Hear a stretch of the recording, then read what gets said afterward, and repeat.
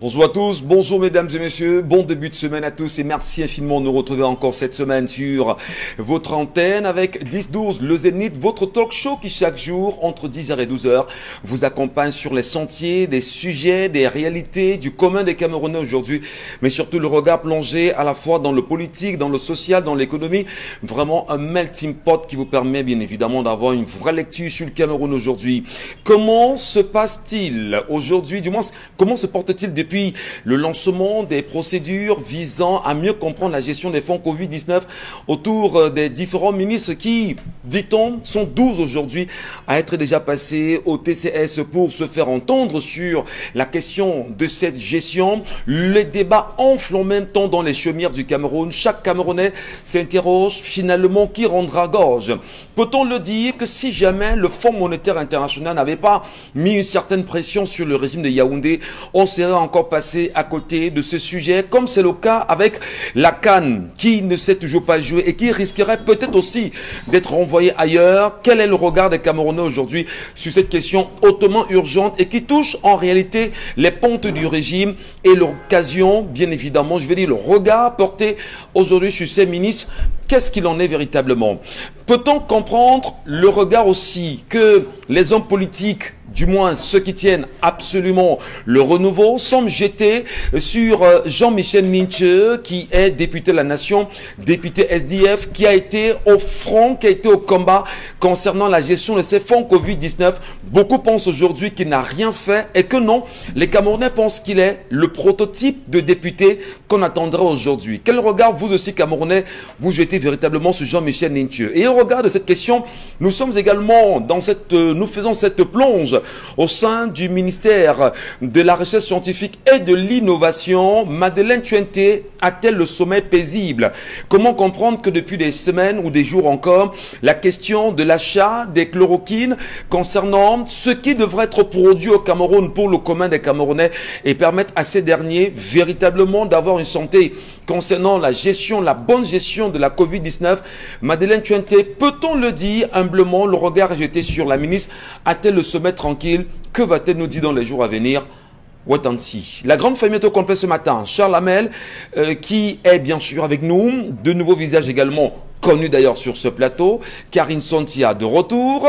En même temps, Bébel, Sa Majesté, Njokwa, Belmondo, comme nous l'appelons affectueusement, est avec nous. Isabelle Carozopet. Déjà bonjour à vous la grande famille. Et bonjour d'abord au nouveau. Karine Sontia, bonjour. Bonjour Michel Gachou.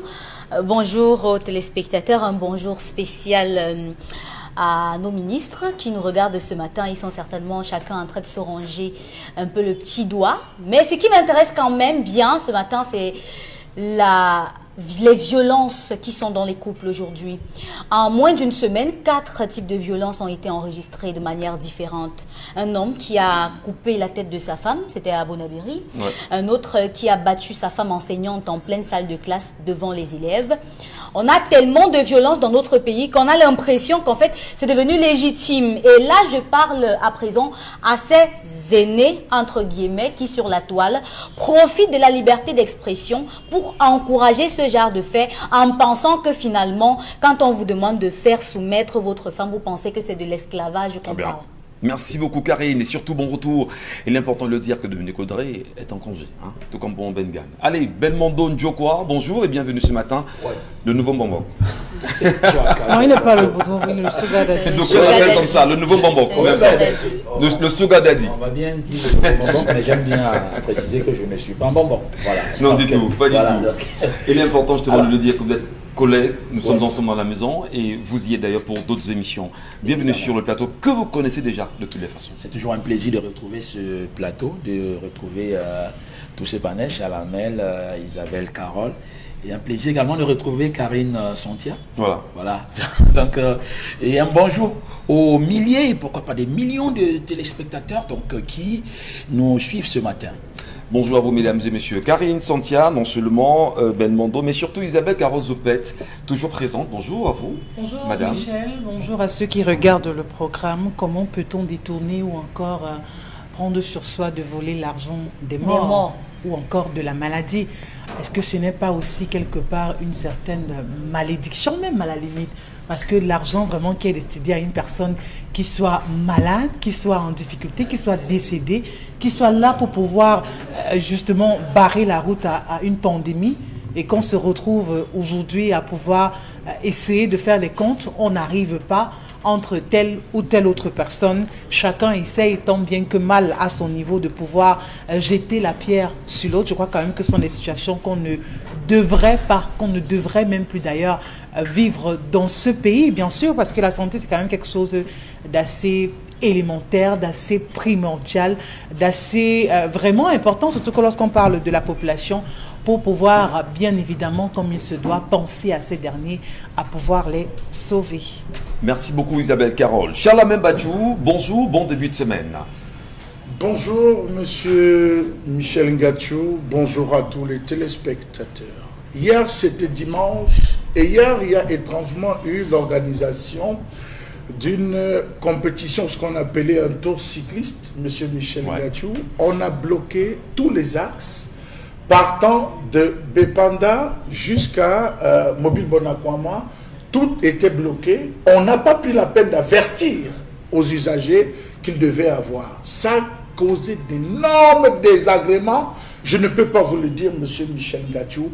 Je crois que dans une république ou dans une ville comme celle-là, tenue avec un maire de ville, Monsieur le maire, c'est de votre obligation de sensibiliser. Les médias existent, sensibiliser en disant il y aura tout cycliste, voici les voies qu'on va occuper et voilà les voies de contournement vous devrez prendre pour éviter ces différents axes. C'était désagréable.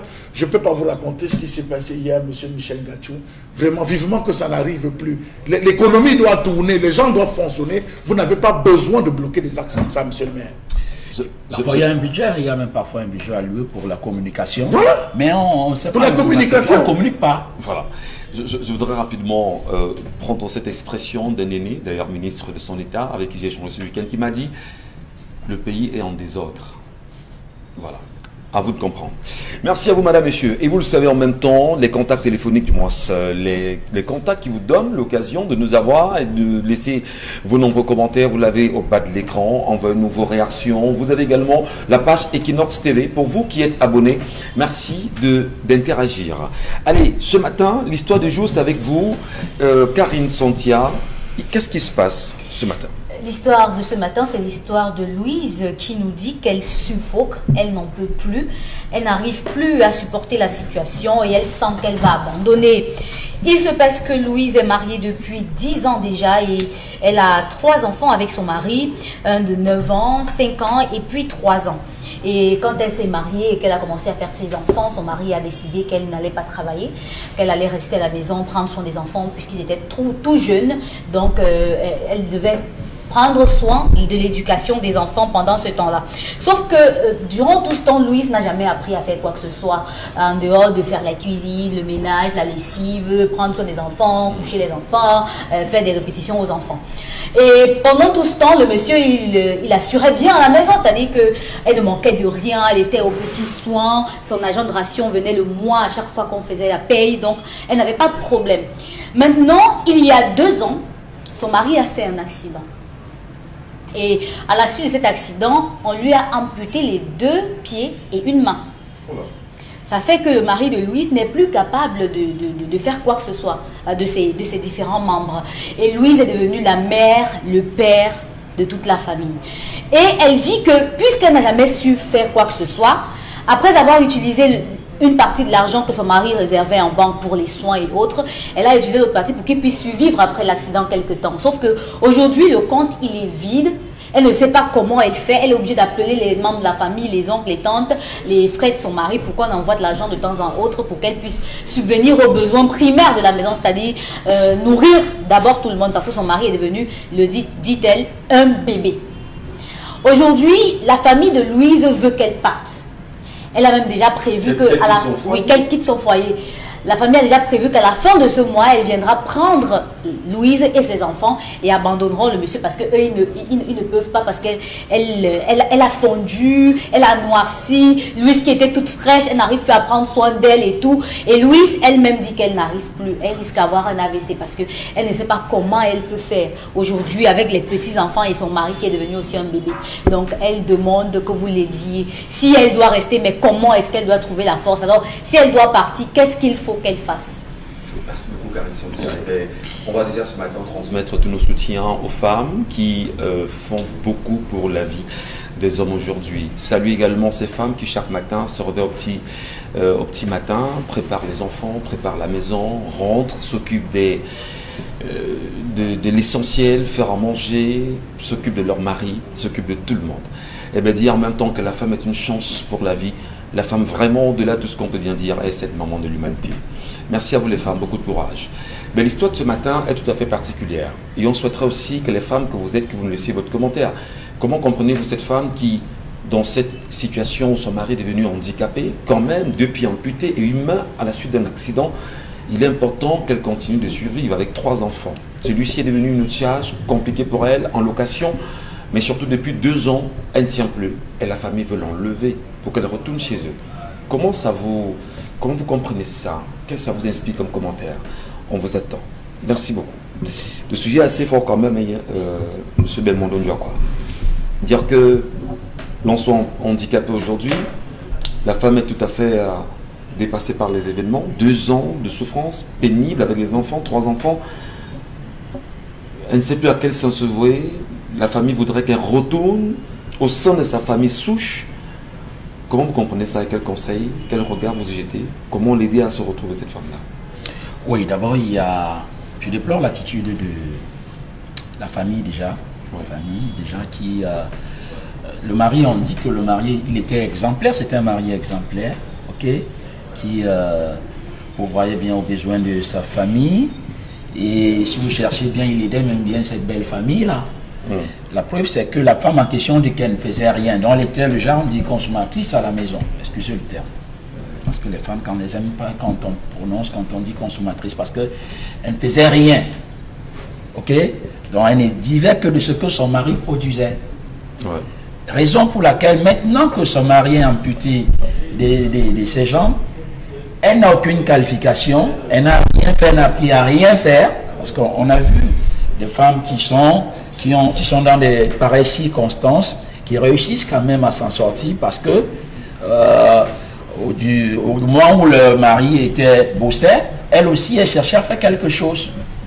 Ça pose donc le problème de l'emploi pour les femmes. Ouais. Parce que ceci m'amène à questionner justement le pourquoi certains hommes refusent que leurs femmes travaillent. Parce que voilà des problèmes qui peuvent survenir. Vous voyez, si cette femme avait une qualification, si elle travaillait, je crois que le problème serait posé autrement. On n'en serait peut-être pas là parce qu'avec ce qu'elle gagnerait, elle pourrait justement gérer la famille. Mais maintenant, c'est plus grave parce qu'elle ne sait rien faire. Elle a passé le temps à puiser dans ce qu'on avait économisé en banque, gérer la famille, mais il est évident qu'à un moment donné, ça va s'estomper. Voilà. Et ben, je pense que là, elle a très mal géré la situation parce qu'elle est passée le temps à puiser en banque alors qu'on ne sait pas où on va. Oui, mais peut-être elle n'a pas d'autre choix que de puiser en banque au moment où son mari est alité, au moment où elle a besoin, je vais dire, d'un peu d'argent pour que la famille puisse survivre. Bon, est-ce que vous penserez qu'il était opportun que les petites économies de la banque, qu'elles s'en servent pour lancer peut-être une petite activité? Justement, c'est ça. Pour qu'il y ait des revenus, voilà. Pour qu'elle puisse au mieux faire survivre la famille. Mais comme elle n'a appris à rien faire, parce que si elle faisait même le petit commerce et autres, ok, ça aurait pu produire quand même un peu d'argent. Mais elle a passé le temps à aller retirer chaque fois en banque, venir gérer. Et il est évident qu'à un moment donné, il n'y aura plus rien. Et on en arrive là. Maintenant, l'attitude de la belle famille qui, parce que leur fille ne produit plus rien, entre guillemets. Du moins, elle ne se sent plus bien. Elle se sent plus bien, mais encore que rien n'arrive plus dans la famille parce que le mari, il était peu quand même bien. Ouais. Et il gérait la belle famille aussi. Maintenant on se rend compte que non seulement la fille, elle n'a plus la lue qu'elle avait avant. Une assise. Oui. Et du coup, on s'est dit, bon, il faut aller récupérer la fille. Mais je me pose la question encore. Je ne sais pas si Karina, ils sont mariés à l'état civil ou bien... Oui, c'est marié à l'état civil. Voilà. 10 ans de mariage. 10 ans de mariage. Voilà. Vous voyez que c'est facile comme ça d'aller... Je voudrais quand même, parce que l'histoire ce matin pose un problème fondamental. Ouais. Lorsqu'on est marié, et la bonne précision est faite, 10 ans, c'est pour le meilleur et pour le pire. Ouais. Alors là maintenant, on a eu de l'argent, on a eu tout ce qu'on pouvait vouloir, parce que le mari était valide, c'était le meilleur. Maintenant qu'il est invalide, on vit le pire. Pourquoi vouloir fuir le mariage? Ouais, mais justement, ça veut dire qu'en réalité, elle n'a même pas compris le sens du mariage. Parce que si elle est mariée, 10 ans de mariage, déjà, même devant M. on dit c'est pour le meilleur et le pire. Voilà le pire. Voilà le pire. C'est là où on ressent le vrai amour. Si vous êtes là au temps des vaches de race, tout va bien, tout bien, et qu'au moment où le pire survient, donc vous prenez la clé des champs, donc moi je dis non. Il y a un problème. Il y a un problème. Sérieux. Isabelle Carozopet, justement, la question du meilleur et le pire se pose dans cette histoire ce matin. Qui doit supporter le meilleur, qui doit supporter le pire? C'est là où j'attendais. C'est là où j'attendais. Parce qu'en réalité, comment vous comprenez ça? Qui doit supporter le meilleur et qui doit supporter le pire dans ce cas-là? Je crois qu'il n'y a personne pour supporter le meilleur, personne pour supporter le pire. Ouais. Personne. C'est-à-dire que quand on signe, vraiment, que ce soit l'homme comme la femme, on vous dit c'est pour le meilleur et le pire. Monsieur qui est victime d'un accident de la circulation, ça pouvait être également madame qui soit victime d'un accident de la circulation. Parce que ça, c'est pas quelque chose de prémédité ou quoi que c'est des choses qui arrivent. C'est pour ça que même quand le maire vous dit pour le meilleur et le pire, il ne sait pas de quel côté ce vent du pire va souffler. Ouais. Donc, comme quoi, il faut simplement être aguerri. Ça peut être les enfants, ça peut être votre famille, votre belle famille et tout ce qui va avec. Donc, moi, je pense que pour le cas précisément, cette femme a vraiment faussé, elle est même en train de fauter. Et vraiment, si elle écoute sa famille, elle va être induite en erreur. Votre mari est inapte aujourd'hui, mais hier, il a été apte. Est-ce que hier, il a été un bon mari? C'est ce qu'il faut savoir. Parce que Michel Ngatou, tenez-vous bien, il y a des hommes qui n'ont pas été victimes d'un accident de la circulation, qui ont justement tous leurs membres, mais dans des maisons, vous voyez des femmes qui ont la casquette de l'homme et de la femme. Et oui, pourtant, il y a monsieur qui est à la maison, qui est bien portant même, si vous voulez le savoir. Mais c'est elle qui est appelée à tout faire. Donc, pour le cas d'espèce, il s'avère que ce soit un accident. Avant que monsieur ne fasse l'accident, il subvenait aux besoins de la famille et il jouait son rôle de père, son rôle de mari. Aujourd'hui qu'il a fait un accident, on comprend que ce sont des choses qui arrivent. Maintenant, c'est un réaménagement, une réorganisation qui s'impose au sein de cette famille. C'est de ça qu'il est question. Il faut tout réorganiser de A à Z. Si on a l'habitude de manger 5 œufs ou 10 œufs le matin, on est obligé de commencer à réduire, de tremper le maïs pour faire peut-être la bouillie, pour pouvoir justement à partir de là donner ça aux enfants le matin. C'est de ça qu'il est question. Donc moi je crois que la femme, en puisant dans les économies, vraiment, vous ne prenez que ce que vous avez mis. C'est la logique de la banque. Tu ne prends que ce que tu as mis. Donc tu ne peux pas passer le temps à puiser. Aujourd'hui tu te plains comme quand il n'y a même plus à manger. Quand monsieur fait l'accident et il faut payer les factures et tout ce qui va avec, il faut déjà à cet instant essayer de voir. Il faut préciser. En plus, essayer de voir ce qu'il faut faire. Et là, il y a le péché de l'homme qui l'a commis. Vous ne pouvez pas, au nom de ce que vous travaillez, vous avez un emploi, demander à votre femme de ne plus travailler.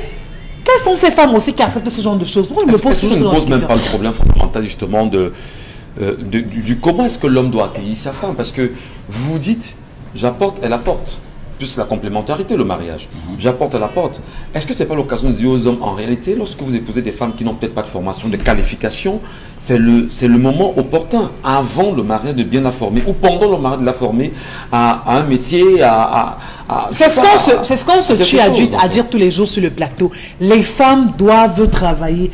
Peu importe la situation, la stabilité qui règne dans votre foyer financièrement, vous devez travailler. Il y a des femmes qui sont à la maison, mais qui ont une boutique là devant, qui gère, qui ont ouvert des pressings, qui vont superviser. Ça veut dire que si monsieur est tellement jaloux au point où il n'a pas envie de voir sa femme sortir tous les matins, elle peut avoir une activité qu'elle passe le temps à superviser. Et là où elle est à son domicile, il y a des choses qu'elle peut faire. Il y a des ventes en ligne et tout ce qui va avec. Donc je crois que c'est aux femmes de s'imposer, ce n'est même plus aux hommes. Parce que dire que non, est-ce que les hommes ne doivent pas comprendre que les femmes doivent travailler? C'est aux femmes qu'il faut parler. C'est aux femmes qu'il faut dire, ne laissez pas les hommes vous réduire à ce niveau, à être femme de foyer, à vous occuper juste des enfants. Mais justement, pour cette dame, le cas échéant, le cas précis, qu'est-ce qu'on fait pour elle? Qu'est-ce qu'il faut lui dire? Comment l'encadrer? Ce qu'il faut dire, c'est dire à son mari, chérie, écoute, tu as donc vu là où ta décision nous a conduit. Hier, tu disais non, je ne dois pas travailler et tout, je dois rester être femme au foyer, m'occuper des enfants et de la maison. Aujourd'hui, on paye le lourd tribut de cette situation. Ouais. Monsieur madame maintenant doit tout faire pour commencer à ramener de l'argent. Maintenant, quand elle fait à manger, est-ce que monsieur se demande que l'argent de ration là, ça sort d'où? Ça veut dire qu'on a en face une femme qui est fragile et fragilisée. Le dire à l'homme dans cette condition-là, justement, c'est pas précipiter sa mort. On n'a pas besoin de le dire, parce que quand il mange un riz sauce tomate poulet Michel Ngachou, il sait que sa femme ne travaille pas, l'argent la sort d'où? Donc ça veut dire non. Ça veut dire qu'il y a l'infidélité qui plane sous son toit. Oui. Et c'est lui qui aura voulu que cette situation arrive. Parce que s'il avait laissé sa femme travailler au départ, elle ne serait pas revenue à ça. Parce que lorsqu'une femme est dans une situation de précarité, une situation où les enfants ont faim et tout, elle est sensible, elle est malléable, elle est fragile. Il faut faire attention. Merci beaucoup Isabelle Carozopet. Et l'histoire tout à fait particulière ce matin. Mais, on dit encore qu'ils sont très nombreux les hommes qui nous regardent ce matin. Peut-être la question évidente chez Alamais, c'est de se dire comment préparer en réalité le pire lorsqu'on est dans un mariage, lorsqu'on vit son mariage.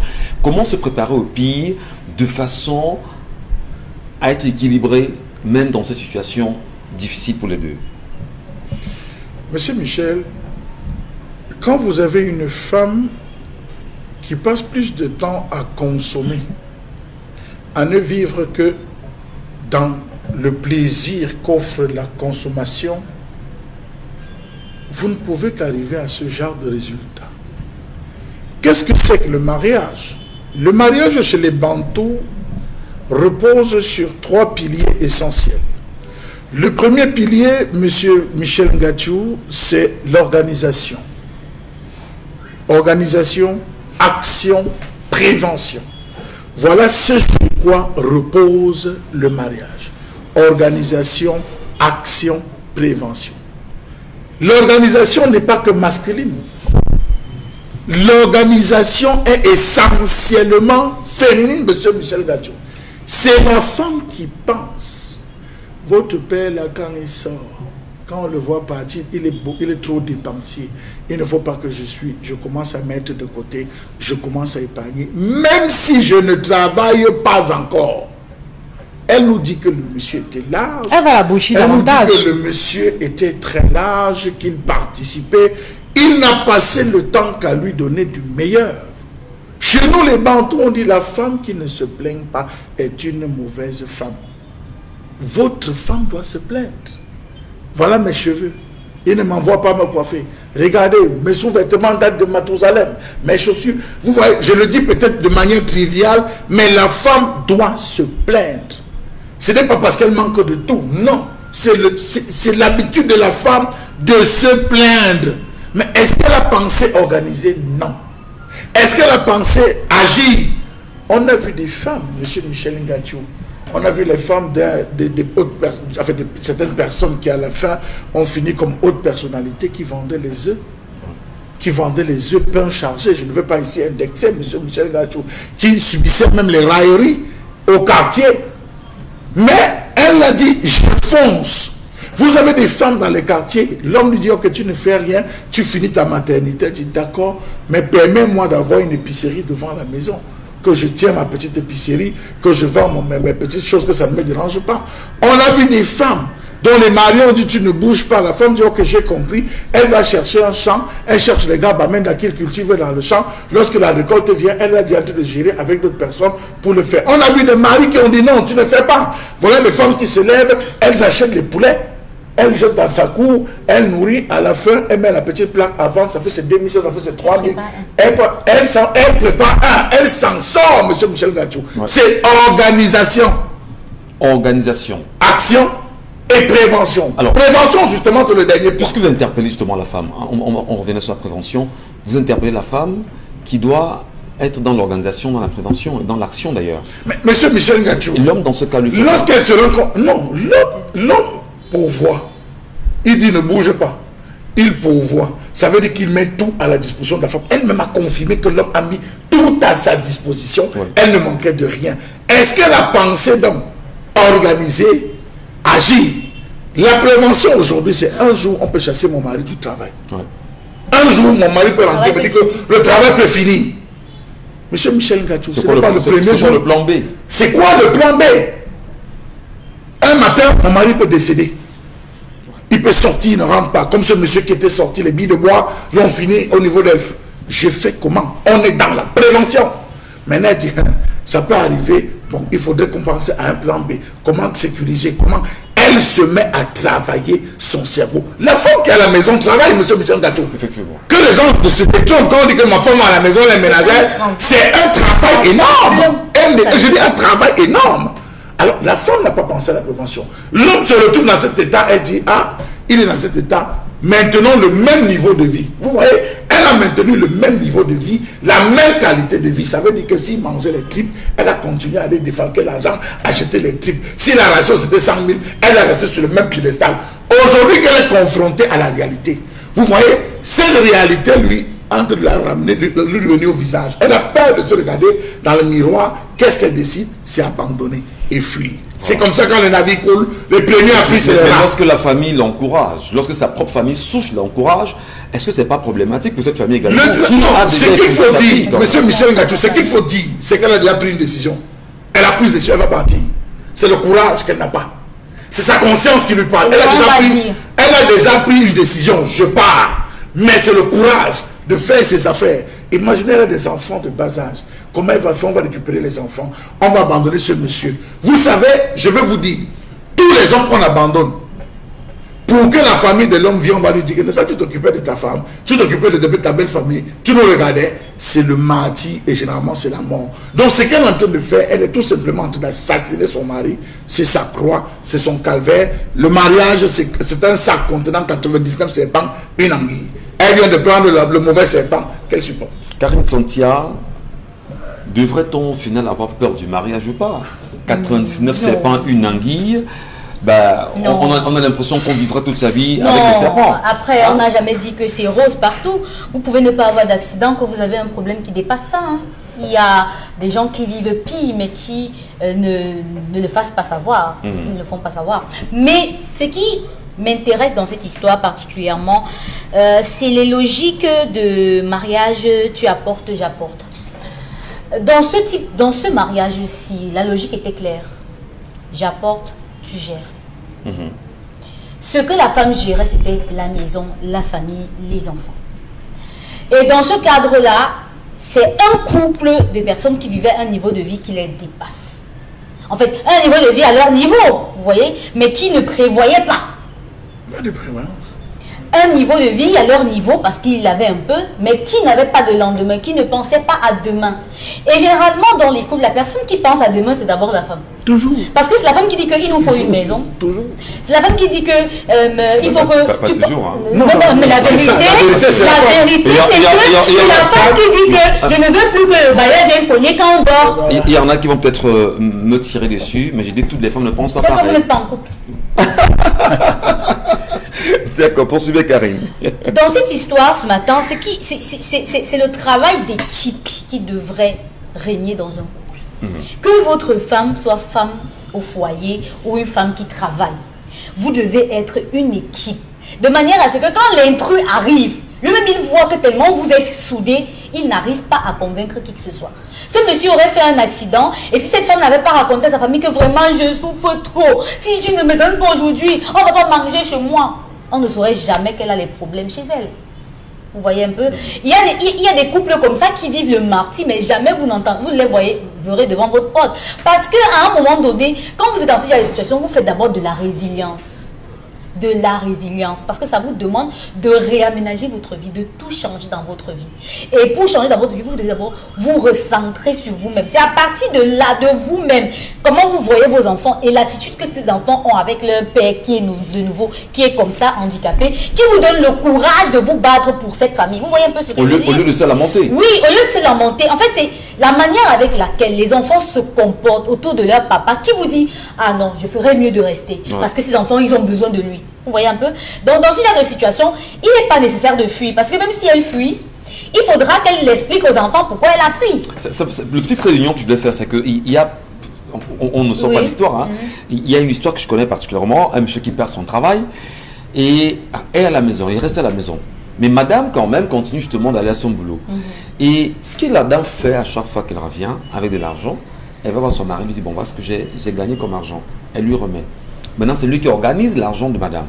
Un jour, madame a pris sur elle le risque de donner de l'argent de locomotion aux enfants qu'elle a à l'école. Et monsieur lui a dit, madame, c'est la dernière fois. Mon autorité de mari ne doit pas avoir de soucis ici. Jusqu'à ce que je retrouve un emploi. Donc, vous poursuivez Karine. Juste dire quand même qu'il y a l'attitude de la femme qui compte dans la situation. Il faut prendre le point, peut-être qu'elle ne nous a pas tout dit. Peut-être ils ont déjà accumulé des aérés et qu'on envoie de les libérer ou peut-être de les chasser. Après, masquer ça. Justement, dans ce genre de cas, mais je vois très mal un bailleur qui mettrait quelqu'un qui a eu un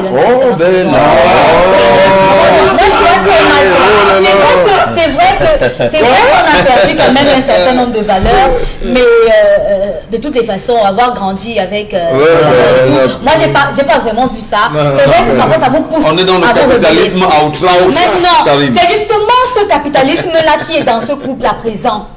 C'est justement de ça qu'il est question dans ce couple aujourd'hui. Quand cette femme voit qu'elle va ramener 1000 francs et que c'est pour nourrir 4 bouches, alors que si elle ramène 1000 francs, elle peut manger seulement avec ses 3 enfants sans mettre le monsieur, elle commence à calculer. Donc c'est ce capitalisme-là qui est dans ce couple et pourtant il faut qu'elle l'enlève.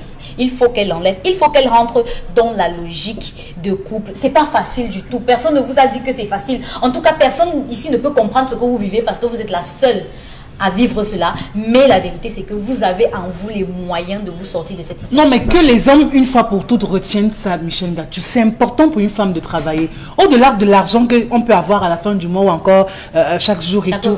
Il y a un épanouissement. Non, permettez. Il y a un épanouissement pour une femme de travailler. C'est hyper important. Et quand je parle de travail, il ne s'agit pas de se lever tous les matins. Maternité non, travail. non, pas forcément. On peut travailler et gérer les maternités. Demain, quand le pays arrive, on viendra dans le zénith et non, du tout, Chalamel, c'est pas, non. Elle peut faire son petit commerce devant. Vous avez parlé des trucs en ligne. Non. Oui, elle peut faire ça, mais qu'elle finisse non. Même même dans des entreprises, Michel Gatou, c'est prévu. Quand vous accouchez, vous avez un mois de maternité. Vous pouvez rentrer. Donc, je veux dire, à la base, il faut simplement que monsieur soit d'accord avec vous. Moi, je dis les femmes, si vous voulez écouter ces hommes qui vous disent « Vous êtes le centre de ma vie, je ferai tout pour vous », vous n'arrivez pas à travailler. Mais moi, je pense qu'il est important pour une femme, pour elle personnellement, pour son épanouissement, pour sa famille, pour son demain, de pouvoir travailler. Bon, voilà, nous on connaît quand même les papas qui n'étaient pas d'accord que les femmes fassent les réunions. Peut-être là, c'est autre chose aussi. Voilà. Merci beaucoup, les dames qui nous regardent ce matin. On attendra de vous lire tout à l'heure vos réactions. Comment vous interprétez l'histoire de ce matin? Votre commentaire nous intéresse et vos avis. Merci de nous laisser votre commentaire.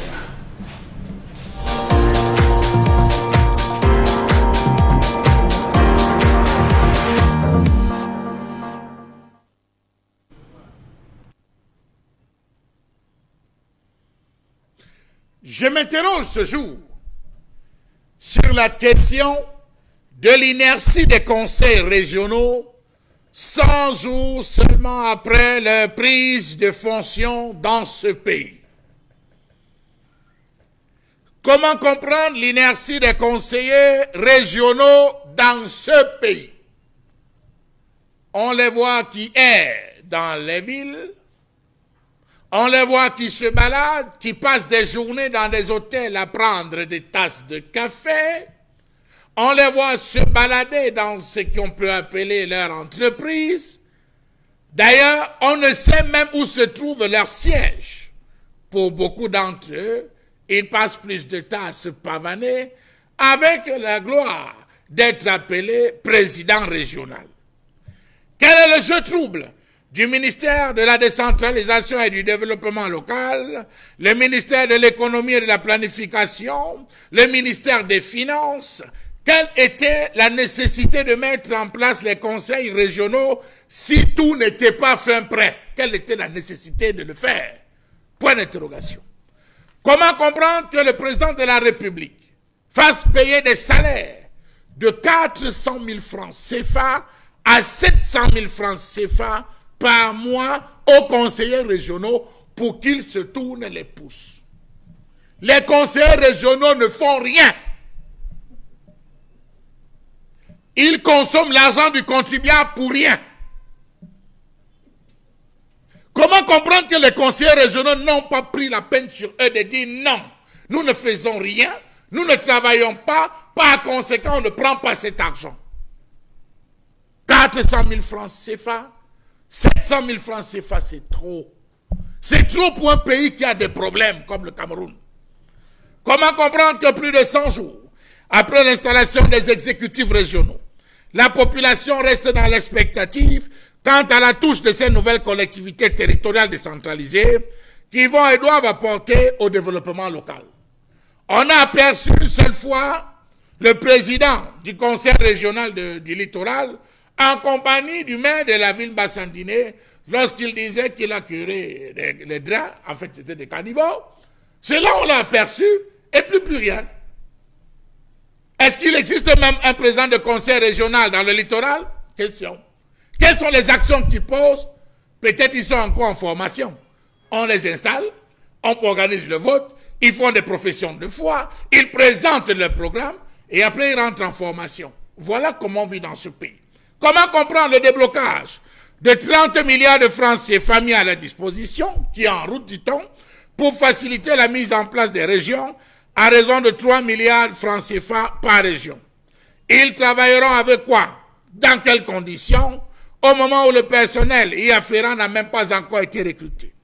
Savez-vous que ces 30 milliards, dit-on, serviront à couvrir les frais de cession des organes délibérants, les frais du personnel, les salaires des membres, le fonctionnement des services, et déjà 7 milliards de francs CFA ont été mis à disposition rien que pour le fonctionnement. Pas un mot et rien de prévu pour les projets. 2 milliards de francs CFA iront aux indemnités du président de région et des membres du bureau. 5 milliards seront affectés au démarrage et au fonctionnement des conseils régionaux. Pourtant, la Constitution de 1996, amendée en 2008, dispose que les élections régionales sont encadrées par la loi numéro 2006/004 du 14 juillet 2006 fixant le mode d'élection des conseillers régionaux. En clair, le bureau, pour commencer à réfléchir sur les projets à implémenter, aura englouti 7 milliards qui peuvent être directement mobilisés pour le développement. Pourquoi donc dépenser 7 milliards uniquement pour le fonctionnement, alors que ces 7 milliards pouvaient déjà permettre le fonctionnement? Les présidents et les membres des bureaux des conseils régionaux perçoivent désormais leur rémunération mensuelle de 400 000 francs à 700 000 francs CFA. Voilà déjà des jours que les tout premiers présidents des régions et les présidents des conseils exécutifs régionaux ont été installés sur l'ensemble du territoire. 100 jours que les populations attendent encore voir les hommes de la région à pied d'œuvre. Où? Comment? Comment comprendre qu'à ce jour, l'on n'a toujours pas recensé une rencontre avec la population? Monsieur Polycarpe Mbarlok, quand avez-vous rencontré les populations du littoral? Question. Aucun chantier lancé, même pas une simple session. On nous annonce qu'on a commencé déjà dans certaines villes à aborder la question. Comment comprendre que depuis leur installation, les exécutifs régionaux sont occupés à la découverte des locaux provisoires du conseil régional? Précisons que c'est des maisons coloniales, des vieilles bâtisses qu'on est en train de réhabiliter, qu'on se va à restaurer pour... Si les Allemands ou les Français n'avaient pas conçu des maisons, on allait les placer où? Autre question. Ils font les visites des futurs chantiers, des futurs sièges en chantier, des rencontres constantes avec le ministre de la décentralisation et du développement local, les séminaires par-ci, les ateliers par-là. Ils ont travaillé tout récemment ils ont fait un séminaire dont les thématiques tournaient sur plusieurs, n'est-ce pas, et notamment l'élaboration du premier budget régional, la perspective d'arrimage de ces collectivités territoriales à la budgétisation par programme, autant de choses qui laissent les populations pantois. Question. À quoi nous servent les conseils régionaux? À rien pour le moment, sinon qu'à engloutir l'argent du pauvre contribuable. Colère exprimée, bien sûr. Madame, monsieur, ce matin, pour vous qui nous regardez, le regard est porté ce matin sur les conseillers régionaux, les conseils régionaux du Cameroun aujourd'hui. 100 jours déjà, quel bilan peut-on en faire? Je voudrais rapidement reprendre cette expression qui a été celle prononcée par Gilbert Ntimi-Yevuna. Souvenez-vous, le 13 janvier 2021, lorsqu'il prêtait serment comme président du conseil régional. Je jure sur l'honneur et m'engage à servir les intérêts de la région et à remplir loyalement et fidèlement mes fonctions sans discrimination ni favoritisme, dans le respect de la loi et conformément aux valeurs de la démocratie, aux principes de l'unité, de l'intégrité de la République. En réalité, ils sont nombreux aujourd'hui, peut-être les 10 conseillers régionaux, les 10 présidents des conseils aujourd'hui, qui ont prononcé cela et qui ont pris cet engagement. Mais quand même, des budgets colossaux sont mis à la disposition de ces conseils régionaux. 100 jours après, quels Camerounais se demandent aujourd'hui qu'est-ce qu'ils nous ont apporté en 100 jours? Qu'est-ce qu'ils nous ont dit en 100 jours? On sait en même temps que Gilbert Ntimi-Yevuna, comme d'ailleurs ici dans le littoral, le président du conseil régional vient de convoquer la première session bien sûr de ce conseil régional à la fois du centre et du littoral. On a encore la peine à savoir exactement ce qu'ils aimeraient, qu'ils vont y mettre comme contenu.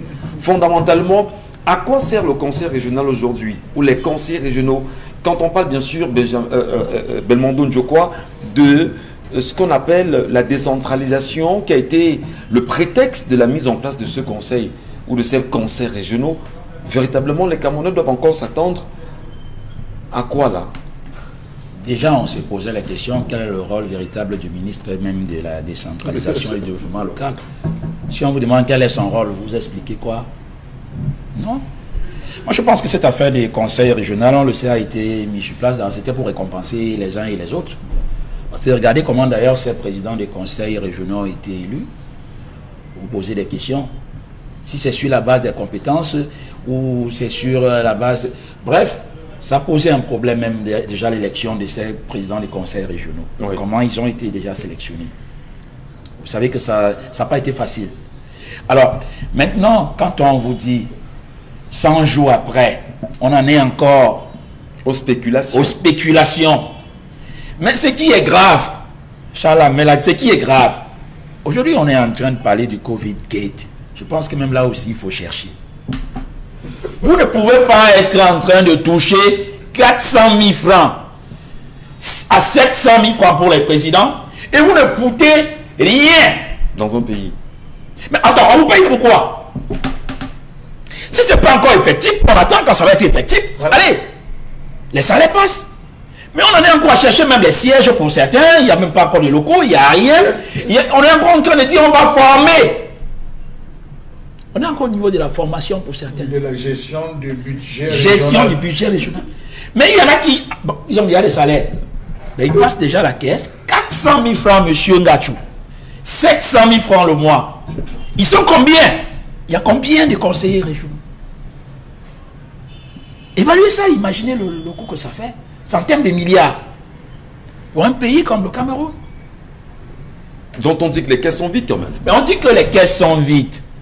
On a recours au FMI chaque fois. On est sous ajustement, même si on ne veut pas le dire. Mais j'ai dit que on devrait également regarder vers ces conseils régionaux-là. Parce qu'on nous distrait peut-être un peu. C'est vrai qu'on devrait penser au Covid, on ne va pas laisser ça passer. Mais là, aller aussi du côté de ces conseillers régionaux. Vous estimez qu'au-delà du Covid qui est en train de faire toute la parade, et dont on tente de nous distraire avec... Mais on parle de près de 30 milliards, 30 milliards. Oui, je voudrais qu'on revienne fondamentalement. Décentralisation, nous y sommes assurément. Je dis assurément. Peut-être je me trompe. C'est sur le papier. Oui, sur le papier. Ouais. Alors, est-ce qu'on peut se dire que dans les régions du nord-ouest et du sud-ouest Cameroun, qui sont dans les revendications depuis 5 ans aujourd'hui, On connaît au monde des présidents des conseils régionaux là-bas. Vous me faites rire. Je pose la question. Vous voulez que je dise quoi là? Vous me faites rire. Est-ce qu'on les connaît au moins? Est-ce qu'au moins on peut la peine de dire, bon d'accord, je viens parler au peuple en tant que président du conseil? Ou du moins, qui sont les conseillers régionaux? Ils sont quand même 90 autour de lui. Hein. Oui, ils viennent d'où ils viennent. Ce sont les chefs, ce sont les conseillers. Il y a les conseillers, il y a les chefs traditionnels et autres. Les chefs traditionnels, non, ils sont quand même là-bas. Pour la plupart, ils ont même déserté. Ils siègent où, quand? Mais quand on vous dit qu'il n'y a même pas encore de sièges pour certaines régions, non, dis donc. Très bien. Alors, pas de sièges, des salaires sont bien transmis, du moins bien touchés par certains depuis plus de 4 mois déjà. S'ils aiment la nation, s'ils aiment les Camerounais, ils sont là pour servir, pour le Cameroun, pour le bas peuple. Alors, ok? Qu'ils disent que, ok, d'accord. Nous sommes là pour le peuple. Stoppez d'abord les salaires là. Quand ça va être effectif, payez-nous. Alors, justement, sur cet argument, Isabelle Carozo-Pey, je vous relance quand même. Est-ce que ce n'est pas nécessaire de dissoudre complètement ces conseils régionaux aujourd'hui et repenser à nouveau? Parce que c'est des revendications légitimes de beaucoup de citoyens camerounais qui se disent ça ne sert à rien quand même aujourd'hui. Oui, mais c'est pour ça qu'on se pose quel était même l'engouement sortait d'où pour quand justement on parle de cette mise sur calmer les tensions dans les régions du Nord et du Sud-Ouest. L'engouement récompenser les copains. Moi, je vous pose une question simple. Si vous allez dans la rue là et vous demandez aux Camerounais, par exemple, aux citoyens lambda, de vous parler de ces différents conseils régionaux, encore de les présenter, de les citer, de donner leur nom, je ne suis pas sûr que deux pourront vraiment vous répondre comme il se doit ou alors pourront trouver des réponses à cela. Ça veut dire qu'ils sont au-delà d'être absentéistes. C'est grave, Michel Gatchou. C'est grave parce qu'ils ne sont pas là. Ils sont absents, ils sont fictifs entre guillemets. Mais par contre, ils perçoivent des salaires. Et à côté de ces personnes qui perçoivent des salaires, dans ces mêmes régions, on manque d'eau. Dans ces mêmes régions, on meurt de soif. Dans ces mêmes régions, on souffre d'insécurité. Dans ces mêmes régions, on vit dans le noir.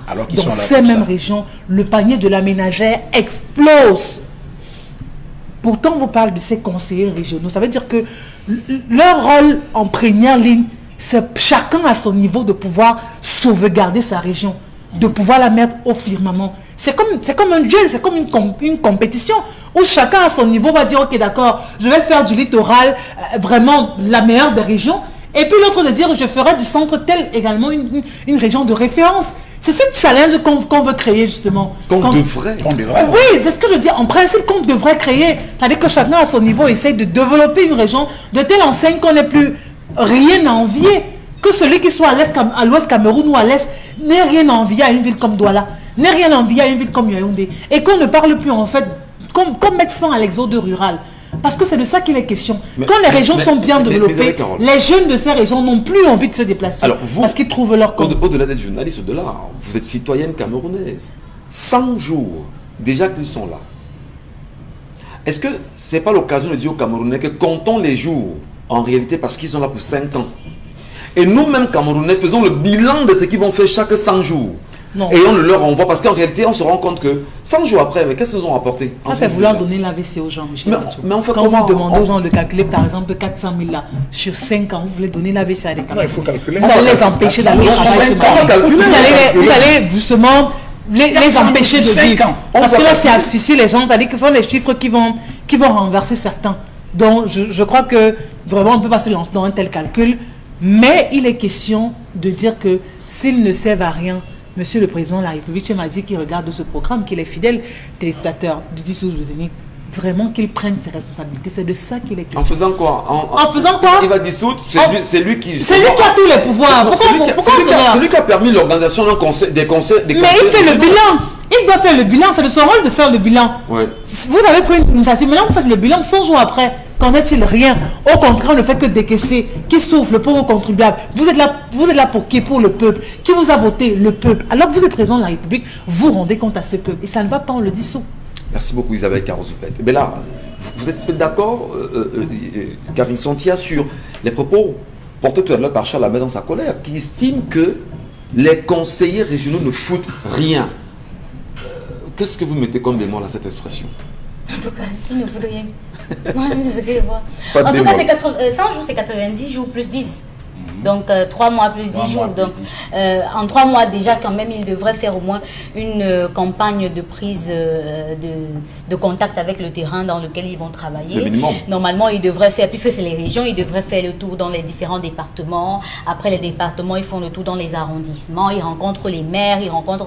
C'est de ça qu'il s'agit en fait. Ils devraient faire ce tour là. Mais bon, j'ai pas quand même entendu ça, hein. J'ai pas vu ça, j'ai pas vu une émulation dans la ville, dans les différents arrondissements montrant que en fait le président du conseil régional et quelques membres du conseil régional sont dans tel arrondissement pour rencontrer les populations ou encore pour rencontrer le maire, pour s'entretenir avec telle ou telle chose, au moins pour prendre déjà le pouls du terrain, parce que quand vous arrivez dans une fonction qui non seulement vient d'être créée, vous êtes l'exemple.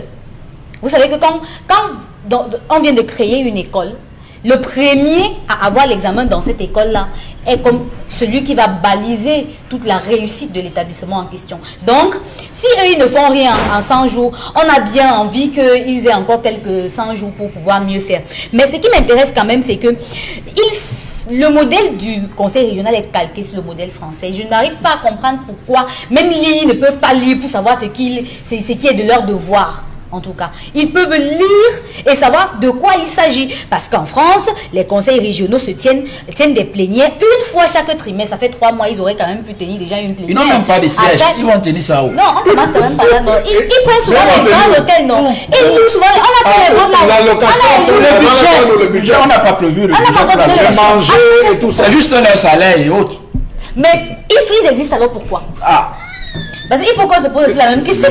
Excusez-moi, je vais dire que j'ai parlé avec lui, c'est un il a dit que le peuple en désordre. Il m'a dit que le pays non, est mais la vérité, c'est que c'est après l'élection qu'on voit qu'ils sont formés notamment à la gestion des activités fiscales, qu'on voit qu'ils sont formés à la gestion des activités culturelles, qu'on voit qu'ils sont formés. Donc les gars partaient même comme ça là. C'est maintenant qu'on le forme. Bras ballants, ils ne savaient même pas là où ils partaient. Vous vous rendez compte que vous partez un examen sans avoir révisé, vous ne savez même pas quel genre d'épreuve on peut vous présenter.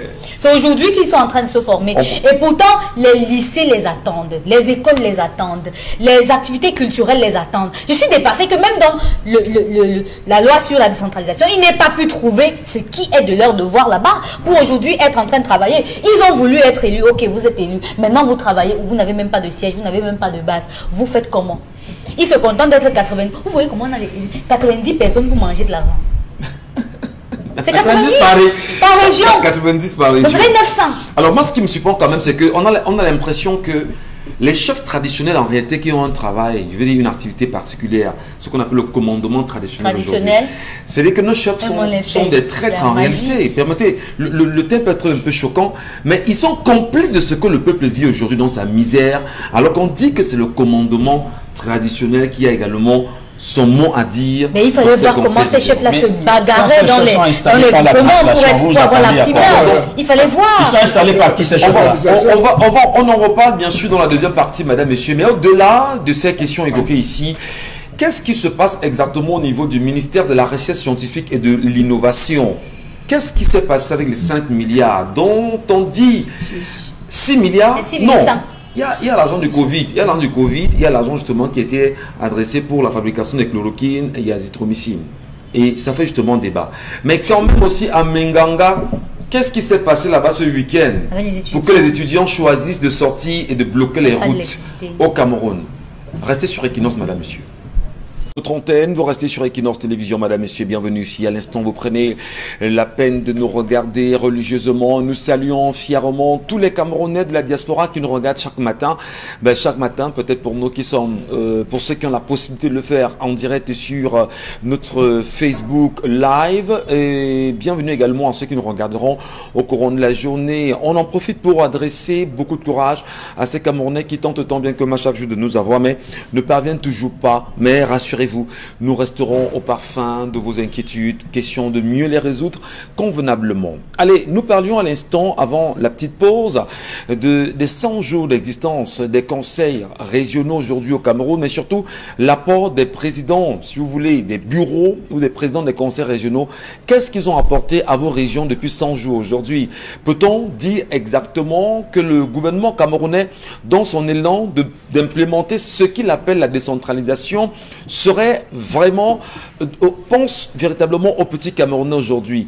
Et au-delà de cette question, de ces questions, les Camerounais au moins se posent-ils la question de savoir à quoi leur servent concrètement les présidents des conseils régionaux? Les connaissent-ils au moins? Qu'est-ce qu'ils ont comme contact humain, physique et réellement sur le terrain? Restent-ils uniquement dans leur bureau? Et parlant de bureau, beaucoup dit-on n'ont pas de bureau. 700 000 francs pour certains en ce qui concerne les salaires, 400 000 francs pour d'autres. Charles Amen va-t-il dire justement que les budgets sont colossaux et ça fait froid dans le dos aujourd'hui en termes de dépenses et de charges de l'État sur cette décentralisation? Au moment où nous parlons, nous avons fort à faire. Nous avons le président du conseil régional du Nord qui est décédé, M. Alim Boukar. Oui. On n'a pas encore procédé, on va le dire comme ça, à son remplacement. C'était le 29 mars 2021 qu'il a rendu l'âme de suite de longues maladies. Ça, c'est le premier point.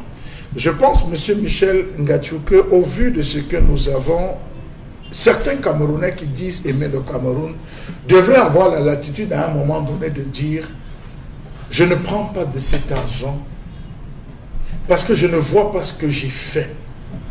Cet argent, je devrais le gagner à la sueur de mon front. » Tous ces présidents régionaux qu'on a mis ne souffrent pas. Ce ne pas des affamés. Mettez-moi, monsieur Michel Ngatou, mais que je suis fou. Ce ne sont pas des affamés. C'est des personnes qui ont un gain, qui ont des entreprises, qui ont, et je peux vous dire, des anciens fonctionnaires, c'est des gars qui financièrement sont nantis. Mais voilà quelqu'un qui avait dit 700 000 va me servir à quoi je ne prends pas, j'abandonne. Avoir cette latitude comme les Yannick Noir et toutes ces personnes à qui on a donné l'équipe des Lions, ils ont dit je ne prends pas cet argent, je vais donner de mon corps, comme les Mano Dibango qui ont dit feu Mano Dibango, vraiment je viens vous donner un coup de main, je n'ai pas besoin de ce pain-là. Mais vous avez des gens qui ont, mais qui s'évertuent encore à venir puiser. Je m'attendais à ce que le président du conseil régional fasse le tour des marchés. Un marché qu'il connaît bien, je prends le président du conseil régional du littoral, le marché Dakar, le marché de Madagascar, autant pour moi. Il connaît bien ce marché, M. Michel Ngatou. Qu'il fasse des tours, qu'il voit comment fonctionnent les marchés. Je m'attendais, M. Michel Ngatou, qu'il convoque, qu'il lance même un faux projet, vraiment, une boîte à suggestions à tous les chefs de bloc, les chefs de quartier, les chefs de village, je dis dans le littoral, que vraiment, je sais que vous avez des problèmes.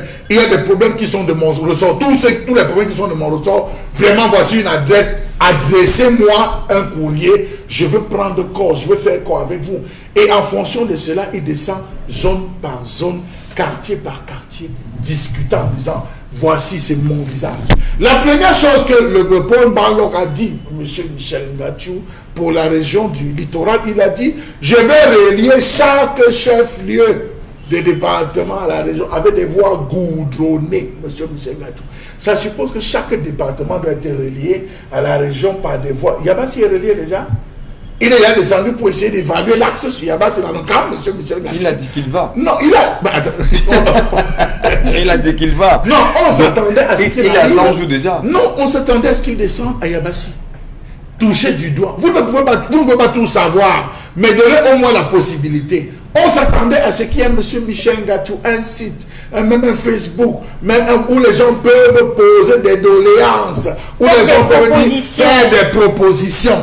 Nous avons actuellement le système sanitaire de la région qui est extrêmement paralysé. Le personnel médical qui vit dans une extrême précarité et ils ont forcé pour rencontrer le ministre. Ce n'est plus de la responsabilité du ministre de la Santé, mais des présidents des conseils régionaux. Est-ce que vous avez vu M. Barlock se déranger pour ça? Mais il n'a pas ce problème, M. Michel Ngatou. Auquel cas, il aurait pu même organiser un point, aller à la rencontre de la presse, discuter avec la presse. Mais comme on est dans un gouvernement où les gens copient, on procède par mimétisme, puisque la tête ne communique pas, nous on va venir communiquer. Pourquoi? Je peux communiquer, on croit que je veux prendre le pouvoir de tel, il se retrouve à rester dans un silence. Vous avez, M. Michel Ngatou, une action. Douala, on parlait de la fête de l'unité.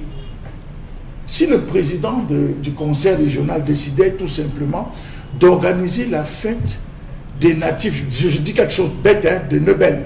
Vous arrivez à Nebel, vous avez une belle Bamerundo, vous avez une belle Bafia, vous avez une belle Banganté, vous avez une belle... Des gens qui sont nés, ont grandi, vivent là, qui sont...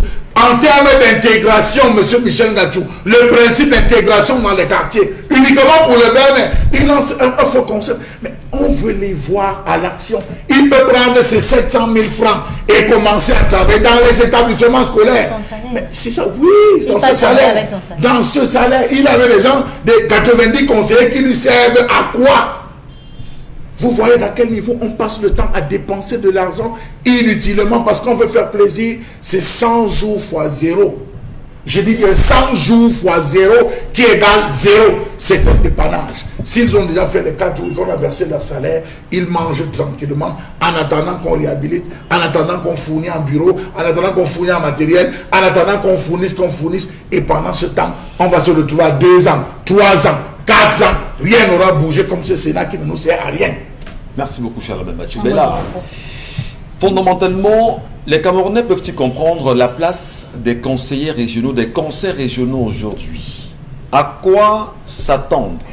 Qu'est-ce que ça rapporte véritablement aux petits Camerounais dans sa globalité? Dans le petit Camerounais, aux Camerounais dans leur globalité. Qu'est-ce que ça rapporte aux Camerounais? Et cher Amel met peut-être le bistouri en réalité sur le Sénat. Qu'est-ce que le Sénat a déjà apporté au Cameroun depuis sa mise en place? Peut-on dire quand même que les députés, avec le Parlement, ils y sont, ils votent au moins les lois, ils sont dans ce qu'on appellerait l'observation de l'action commerciale, de l'action gouvernementale aujourd'hui. Ça nous sert à quoi concrètement? On est quand même en droit aussi, en tant que Camerounais, de s'indigner. Benjamin, je vais dire, Belmondo. On s'en indigne du rôle de ces institutions qui, semble-t-il, n'apportent pas de solution réelle aux problèmes des Camerounais pour en sortir. Oui, on a de plus en plus l'impression que ces institutions ont été mises en place pour satisfaire peut-être certaines personnes parce que c'est prévu dans la constitution camerounaise. Il faut mettre tout cela en place pour dire qu'on est un pays vraiment démocratique, on respecte tout. Chalamé faisait tout à l'heure allusion au Sénat. Posez la question aux Camerounais lambda, depuis que le Sénat est là. Oui, à quoi ça nous sert le Sénat? On a même envie d'aller plus loin, les députés de l'Assemblée nationale. Mais dis donc, quand un acte est posé par un député, on prenait le cas de Jean-Michel Minche, qui a dénoncé en son temps la mauvaise gestion des fonds Covid-19. Des fonds Covid. Voilà ce qu'on attend des députés. Non, permettez-moi, M. Belmondo Djouaka. Y a-t-il eu solidarité parlementaire? Voilà. Où des députés ont dit effectivement, puisque nous sommes en minorité, on va renforcer l'action du député. Je parle du député Ninche, je parle du SDF. Du député Ninche, on parle. Il était seul. Seul jusqu'à la gare. Il n'est pas le seul député SDF. Il n'y a même pas eu solidarité, même des solidarité de son propre camp. Même pas. Il était seul. Oui, mais je dis qu'il n'est pas seul député SDF. Mais les cadres... L'explication qu'il donne, c'est qu'ils ne peuvent pas faire un groupe parlementaire. Ah, ok. Mais quand il fallait signer... On parlait de son propre parti. Il parle de son propre parti. Dans son propre parti. Il dit que ça n'a pas d'influence. Au moins les 5. On a vu les militants, les députés du SDF autrefois à l'Assemblée nationale, ensemble chanter... Oui, en 2017. Le blocus. C'est ça. Est-ce qu'on a vu d'autres députés SDF dire, tiens, on a un camarade qui est en train de dénoncer quelque chose là. Mettons-nous ensemble, faisons du bruit à l'Assemblée, même avant qu'on ne se coupe pas comme en 2017. Mais on a dit, dis donc. Mais quand il fallait signer, c'était quoi? Une pétition pour... Une pétition pour le rapatriement des... Voilà. On a vu un autre député SDF aller signer. Et puis ça causait ce que ça causait dans le parti. Donc, en réalité, que ce soit à l'Assemblée nationale, le Sénat et aujourd'hui ces conseils régionaux-là, on se pose encore des questions. Ça nous bouffe de l'argent pour rien. Parce que l'Assemblée nationale, on va parler de la discipline du parti, c'est le parti qui décide. Combien de députés proposent des lois? Il y a quelle loi qui porte le nom d'un député? On sort bientôt de la colère, justement. La petite virgule, Karine, vous voulez la faire pour nous? Justement, j'aimerais quand même dire aux conseillers régionaux que vous avez quand même à faire. Il y a beaucoup de travail. Parce que sur l'une de vos responsabilités, il y a la création, l'équipement et la gestion et l'entretien des lycées et collèges publics, le recrutement du personnel pour ces établissements scolaires. On sait quand même qu'on est déjà vers la fin d'année, vous devez déjà commencé à vous préparer pour l'année qui arrive, sachant que vous n'avez pas su ce qu'il fallait faire. Donc, nous, on vous rappelle maintenant vous leur envoyez non, on leur donne ce qu'ils doivent faire. Maintenant, sur le plan social et sanitaire, promouvoir l'hygiène et la salubrité, ainsi que les mesures de prévention des maladies. Il y a beaucoup de maladies, c'est pas seulement la Covid-19. Hein. Il y a tellement de maladies, poliomyélite, choléra qui est là. Donc, vous pouvez quand même commencer à agir. À la Quintini, faire une descente à l'hôpital général, faire une descente dans les CMA, les centres médicaux, il va à les hôpitaux de district, il descend, même si ça a titre qu'on sache il découvre d'abord, au moins pour découvrir. Parce avec que ses 90 membres, au niveau économique, est-ce que vous savez qu'ils ont la responsabilité de promouvoir les petites et moyennes entreprises? C'est pas seulement vos entreprises que vous avez créées avant d'être conseillers régionaux. Promouvoir les petites et moyennes entreprises qui existent. Il y a tellement de Camerounais qui font des choses aujourd'hui, qui créent des choses, qui innovent, mais en tout cas, vous avez juste 3 mois. On peut comprendre, mais on espère que les jours à venir, vous allez être au taquet. On a le président tanzanien, 5 secondes, on a le président tanzanien, on a Macky Sall, qui désormais a décidé de ne porter que des chaussures faites par des Sénégalais.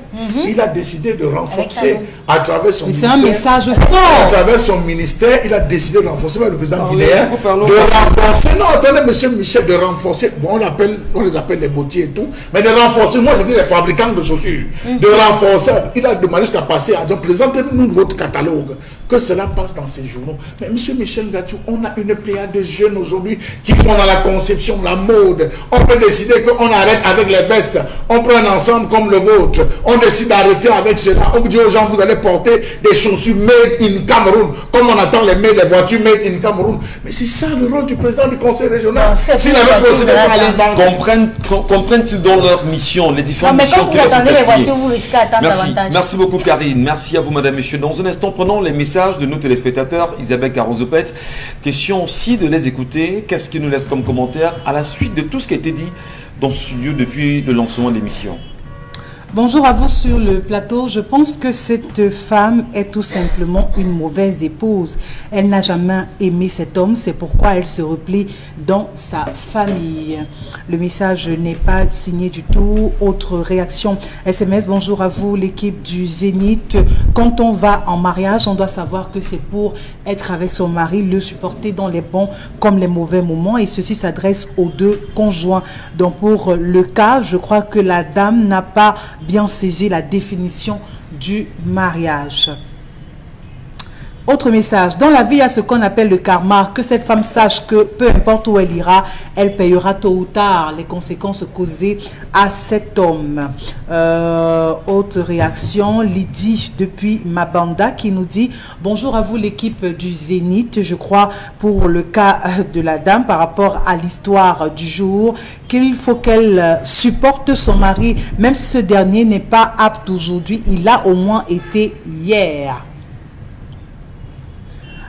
Bonjour le plateau, comment fait-on pour avoir un homme qui ne pense pas à laisser sa femme travailler aujourd'hui, qu'il assume tout simplement les conséquences? Gilbert qui signe cette réaction SMS. Comme quoi il faut laisser aussi les femmes travailler parce que voilà ce qui arrive. Alors, autre réaction SMS, bonjour à vous le plateau. Alors, Evelyne qui nous dit, je crois que dans le mariage, il y a ce qu'on appelle également les réunions familiales. S'il y a problème dans cette famille, elle n'a qu'à convoquer une assise. Je crois que là, on pourra mettre les points sur les i. Oui, mais peut-être il peut avoir rencontre des familles, mais est-ce que ça va résoudre son problème? Est-ce que ça pourra résoudre le problème de cette famille? Car ils sont disait tout à l'heure, ça me dit une chose qui me semble être pertinente quand même. Que ces femmes regardent au moment où nous sommes, son mari alité, qu'elle regarde ses enfants et qu'elle puise la force en elle pour pouvoir résoudre les problèmes auxquels elle est confrontée aujourd'hui. Il n'y a pas une charge qui dépasse à l'être humain. Vous êtes une entité vraiment supérieure à l'entité animale. Vous êtes capable de raisonner, vous êtes capable d'avoir des émotions, vous êtes capable de réagir en fonction de votre environnement. Ça veut dire que vous êtes capable aussi de vous muter en fonction du contexte. Ça veut dire aussi que cette femme, je pense qu'en regardant ses enfants, elle pourra trouver en elle la force qui lui permettra d'avancer. Ce ne sera pas facile. Elle ne va pas penser qu'elle va vivre encore comme avant. Il faudra qu'elle mette beaucoup de freins dans ces actions. Mais non, il faut sortir la location quand même. Elle sort la location. C'est pas brusquement, elle ne peut pas maintenant. Maintenant, si elle ne peut pas. Sauf si la famille ou les deux familles décident de trouver un terrain, bâtir une maison très facile là, peut-être en matériaux provisoires et les mettre à l'intérieur pour qu'elle soit au moins exempte ou dispensée du loyer à la fin du mois. Mais pour le moment, elle ne peut pas tout azimut dire qu'il faut qu'elle quitte du loyer. Puisque on ne sait pas s'ils ont un terrain ou pas. Donc, pour le moment, ce que moi je lui dirais, c'est d'abord de se battre parce qu'elle a les armes en main. Voilà. Toutes les personnes qui disent que je ne sais rien faire, ça veut faire quelque chose. Au moins, le fait de le dire déjà montre que vous pouvez faire quelque chose. Elle aurait pu prendre cette conscience dès les premières heures où elle s'est rendue compte que la situation de son mari était une situation... Et que l'argent en banque pouvait servir. Et l'argent en banque devait servir. Ça veut dire qu'elle-même n'a pas intégré ça. Elle a commencé à le faire. Est-ce que psychologiquement, cette femme peut, Isabelle Carrozopet, être, je vais dire, le meilleur médecin pour son mari? C'est elle le médecin. Au moment où nous parlons. Parce que là, elle veut fuir. Elle veut fuir.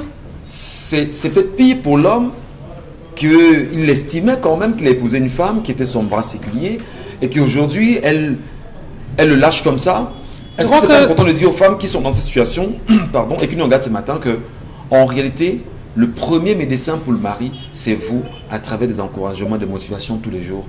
Je crois que quitter son mari ou encore l'abandonner dans de telles situations serait abréger ses jours. Donc ça veut dire que si cet homme devrait décider à 40 ans, il va décider forcément à 30 ans. Parce que vivre, être seul, être dans cette solitude-là, ce sera très compliqué pour ce monsieur de pouvoir gérer une telle situation, de pouvoir savoir que il sera comme trahi, oui, parce que c'est de ça qu'il s'agit. Vous avez aimé une femme, en retour dans une situation difficile, elle vous abandonne, ça veut dire que c'est tout simplement une trahison, aussi simple. Et je pense que, ou alors j'ose croire qu'elle a pu s'accorder avec sa belle famille. Parce que justement, c'est de ça qu'il est question, Michel Ngati. Il y en a qui pensent qu'une fois qu'on est marié, le mariage c'est pour deux personnes, c'est pour son mari et soi-même. Et demain maintenant, quand il y a des situations pareilles qui arrivent, où la belle famille, ou encore les deux familles doivent s'asseoir, s'unir, parler ensemble, c'est impossible de le faire parce que tout le temps vous avez montré que non, vous êtes madame telle, on ne vous parle pas, la belle famille ne compte pas à vos yeux, c'est votre mari, un point, c'est tout. Aujourd'hui, vous aurez dans une famille qui va vous laisser, qui va vous dire, comme vous avez toujours défini le mariage comme étant pour deux personnes, allez jusqu'au bout, madame. D'autres messages, certainement, Isabelle Carrozopet, ce matin, pour nos téléspectateurs qui sont très nombreux et qui tentent tant bien que mal de trouver des solutions à l'histoire proposée ce matin. Je le disais, bien sûr, à l'entame, nous encourageons vraiment les femmes. Et là, je le dis très honnêtement, parce que je sais que elles sont partout, elles font tout. Alors, elles sont tout ce qu'on aime bien. Voilà. Bonjour le panel, voilà où la paresse conduit les femmes. À défaut d'avoir une qualification, pouvait faire le petit commerce avec l'économie de son mari. Elle a vécu le meilleur, qu'elle supporte le pire. Si la famille l'aime, qu'elle l'aide à faire quelque chose. Théophile de Fou qui nous envoie ce message. Pour l'histoire du jour, la femme va travailler même si c'est ménagère et son mari demande aux deux familles de pouvoir vraiment les prêter un logement. Courage à cette dame. Bonjour le plateau, merci pour tout ce que vous faites par rapport à l'histoire du jour. Que cette femme soit tout simplement concentrée sur son mari et l'aide bien évidemment à pouvoir guérir. Merci beaucoup Isabelle Carrozopet. Allez, madame, messieurs, sur Equinox Télévision avec le Zénith, avec 10-12 le Zénith. On marque une pause. On ira retrouver Constille Lamine qui est déjà installé ce matin. C'est cette cire que nous sécrétons dans nos conduits auditifs. Une matière jaunâtre et peu ragoûtante que nous avons pris l'habitude de retirer avec des cotons-tiges. Pourtant, il ne faut jamais faire ça. Le coton-tige provoque des bouchons d'oreilles ou pire que ça, il blesse vos tympans. Et c'est encore plus fréquent chez les enfants dû à leur conduit auditif plus étroit. Pour remédier à ce problème, des chercheurs ont mis en place un appareil permettant d'aspirer l'intérieur des oreilles sans aucun risque. L'embout de cet aspirateur est conçu pour aspirer uniquement d'un côté. Cela permet de ne jamais être en contact avec votre tympan. Mais cela est-il vraiment nécessaire de se nettoyer les oreilles? Oui. Les médecins recommandent un nettoyage d'oreilles par semaine. Il existe certains moyens de les nettoyer, mais ils sont souvent trop coûteux et prennent énormément de temps. C'est donc pour cela que le Early's Up a été conçu. car il est sans aucun risque, rapide, moins cher que toutes les autres méthodes, mais surtout il nettoie à 95% vos oreilles, contrairement aux autres méthodes qui nettoient au maximum 60%. Pour utiliser le Earlys Up, rien de plus simple. Allumez l'appareil et entrez délicatement le tuyau dans votre oreille ou celle de votre enfant. Faites ensuite tourner lentement le Earlys Up pour ainsi aspirer tous les déchets du conduit auditif. Il est recommandé de faire cette manipulation pendant 10 à 20 secondes par oreille. Sachez que chaque jour, plus de 200 personnes sont hospitalisées à cause des cotons-tiges. Ils provoquent souvent des bouchons de coton et de cérumen, mais le plus grand danger reste le dégât au niveau des tympans qui provoque souvent des pertes de l'audition. Alors Constille Lamine, tout est dit bien sûr dans cette première partie. Bonjour à vous et bienvenue ce matin. Bonjour à tous nos téléspectateurs et bonjour à tous ceux qui l'auraient du côté bien sûr de Douala, du côté de Yaoundé, du côté bien sûr de Créby, une fois de plus. Merci d'accueillir le concept Salaka chez vous. Nous sommes bel et bien lundi 24 mai 2021. Nous allons commencer cette semaine par des campagnes de sensibilisation, des campagnes de présentation du Earlys Up sur le terrain. Après donc le commissariat central numéro 1 de la ville de Douala, le concept Salaka sera tout à l'heure à partir de 12h30 du côté bien sûr du commissariat central numéro 4 de la ville de Douala, avec bien sûr l'accord de son commissaire central, le très brave Étienne, commissaire divisionnaire, qui va donc qui a accepté bien sûr de recevoir le concept Salaka du côté bien sûr de ce très grand commissariat de Douala. C'est une manière déjà pour nous de présenter à ces braves policiers, de présenter à ces braves Camerounais l'importance du Earlys Up. Parce que même dans les commissariats, dans les bureaux, on a besoin d'entretenir ses oreilles. On a besoin bien sûr de les nettoyer de temps en temps. Raison pour laquelle le concept Salaka a choisi, comme je l'ai dit, pour le compte de ce lundi, le commissariat central numéro 4 de la ville de Douala. C'est du côté bien sûr de Lok-Bessou pour une grande campagne de démonstration et de présentation du Earlys Up, votre appareil qui vous permet de nettoyer délicatement les oreilles. Ah ben oui, chers téléspectateurs, on n'a plus besoin d'utiliser les cotons-tiges, on n'a plus besoin d'utiliser les brindilles de balai, on n'a plus besoin, bien sûr, d'utiliser les cure-dents pour nettoyer les oreilles. Chaque Camerounais qui nous regarde en ce moment, chaque étranger qui nous regarde en ce moment devrait avoir cet appareil qui permet de nettoyer délicatement les oreilles. Cet appareil s'appelle le Earlys Up, encore appelé en anglais renfoncé by Constille Lamine, appareil pour nettoyer oreilles. They call them say appareil for nettoyer oreille. Because this appareil, when you want to nettoyer your oreille, not take again brandy de balai, not take again cuida, not take again bûcher d'allumette, just come from magasin Milan Tapi and buy your appareil for nettoyer oreille. Il est facile à utiliser, il est facile bien sûr à être rangé. Et alors, chers téléspectateurs, n'hésitez surtout pas. Une fois qu'on a cet appareil, on n'a pas besoin de le connecter au courant électrique. Juste une pile suffit pour, c'est-à-dire pour allumer votre appareil Earlys Up. Une fois qu'on a mis la pile à l'intérieur, on le met à l'intérieur de l'oreille et cet appareil permet d'aspirer délicatement la saleté à l'intérieur de vos oreilles. Regardez bien sûr comment ça se présente, que ce soit pour les bébés, que ce soit pour les adolescents, les personnes du troisième âge, chacun a besoin de nettoyer délicatement les oreilles. Et avec quoi devrait-on le faire? C'est avec le Earlys Up.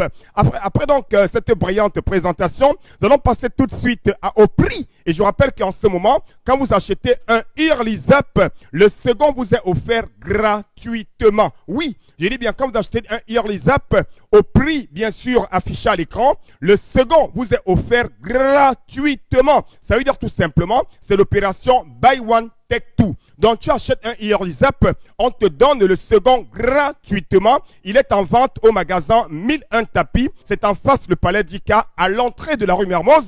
Nous livrons dans tout le Cameroun et dans certains pays africains. Donc n'hésitez surtout pas à profiter de cette grande promotion pour acheter un Earlys Up et recevoir le second gratuitement. Le rendez-vous c'est tout à l'heure à 12h30 du côté de Lok-Bessou. Merci beaucoup Constille Lamine pour ce passage ce matin, pour ce lundi en même temps, madame, monsieur, un lundi qui est assez précieux pour beaucoup de Camerounais aujourd'hui. Les yeux sont rivés vers le tribunal criminel spécial où, vous le savez, 180 milliards de francs CFA, des fonds Covid alloués par le Fonds monétaire international au Cameroun aujourd'hui, dit-on, auraient connu des directions incompréhensibles.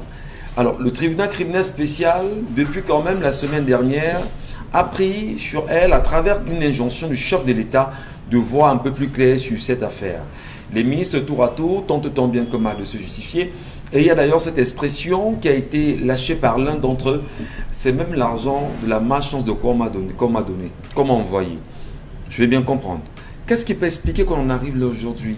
Quand même 180 milliards de francs CFA, Charles Lamine Bachou. Les ministres semblent ne pas avoir le sommet tranquille ces derniers jours. Et des noms sortent, des noms sont mis en avant.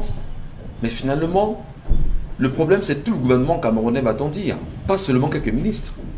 Monsieur Michel Ngachou, tout le monde a croqué cet argent. Rappelez-vous cette note qu'on avait affichée au ministère de la Santé, demandant à tous ceux qui ont trop perçu de venir rembourser. C'était une note qui avait fait le tour du ministère de la Santé lorsqu'on avait commencé à appeler les ministres à venir se justifier sur la gestion de ces fonds.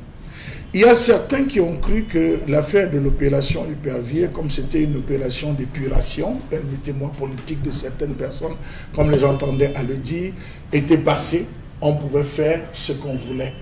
Vous avez des gens qui ont pris cet argent pour gérer qui leur bien, qui construit la maison, qui gérait d'autres choses. Monsieur Michel Ngachou, se disant que c'est le Covid, on va profiter. Regardez que depuis qu'on a abordé la question de Covid, Kate, vous avez encore entendu le nombre de décès?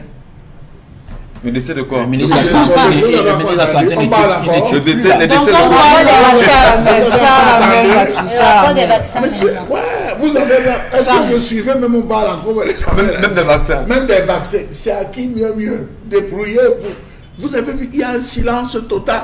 Le Covid semble être entré en état latent, il n'agit plus. C'est silence radio. Donc ça amène à nous poser toutes les questions. Est-ce que tout le ramdam fait autour n'était pas fait exprès pour détourner l'attention, détourner de l'argent? Il faut maintenant, monsieur Michel Ngachou, qu'on interroge et qu'on questionne tout ce qui a été dit, même les cadavres. Parce qu'il y a aussi des familles qu'il faut dédommager. Ne pensez pas que cette affaire va s'arrêter là. Après le détournement, non, monsieur Michel Ngachou, combien de personnes ont enterré des personnes dont on a accusé d'être décédées de Covid alors que ce n'était pas le cas? Tout cela doit à un moment donné être comptabilisé. Ces ministres ont raison de ne pas dormir.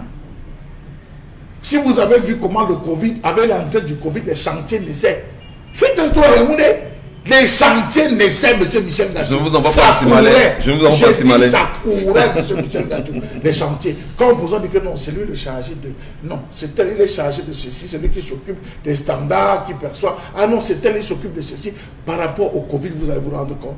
Maintenant qu'on interroge ces entreprises qui ont été créées au forceps, ces agréments, ces autorisations, ces gré à gré qui ont été gérés entre différentes personnes, vous allez vous rendre compte que c'est un énorme serpent de mer. On parle de 12, mais il faudrait qu'on descende jusqu'au chef de service, jusqu'au chef de bureau, parce que cet argent a été géré. Qu'on aille dans les établissements scolaires, les lycées, dont on dit avoir tourné l'argent de FENASCO pour la désinfection.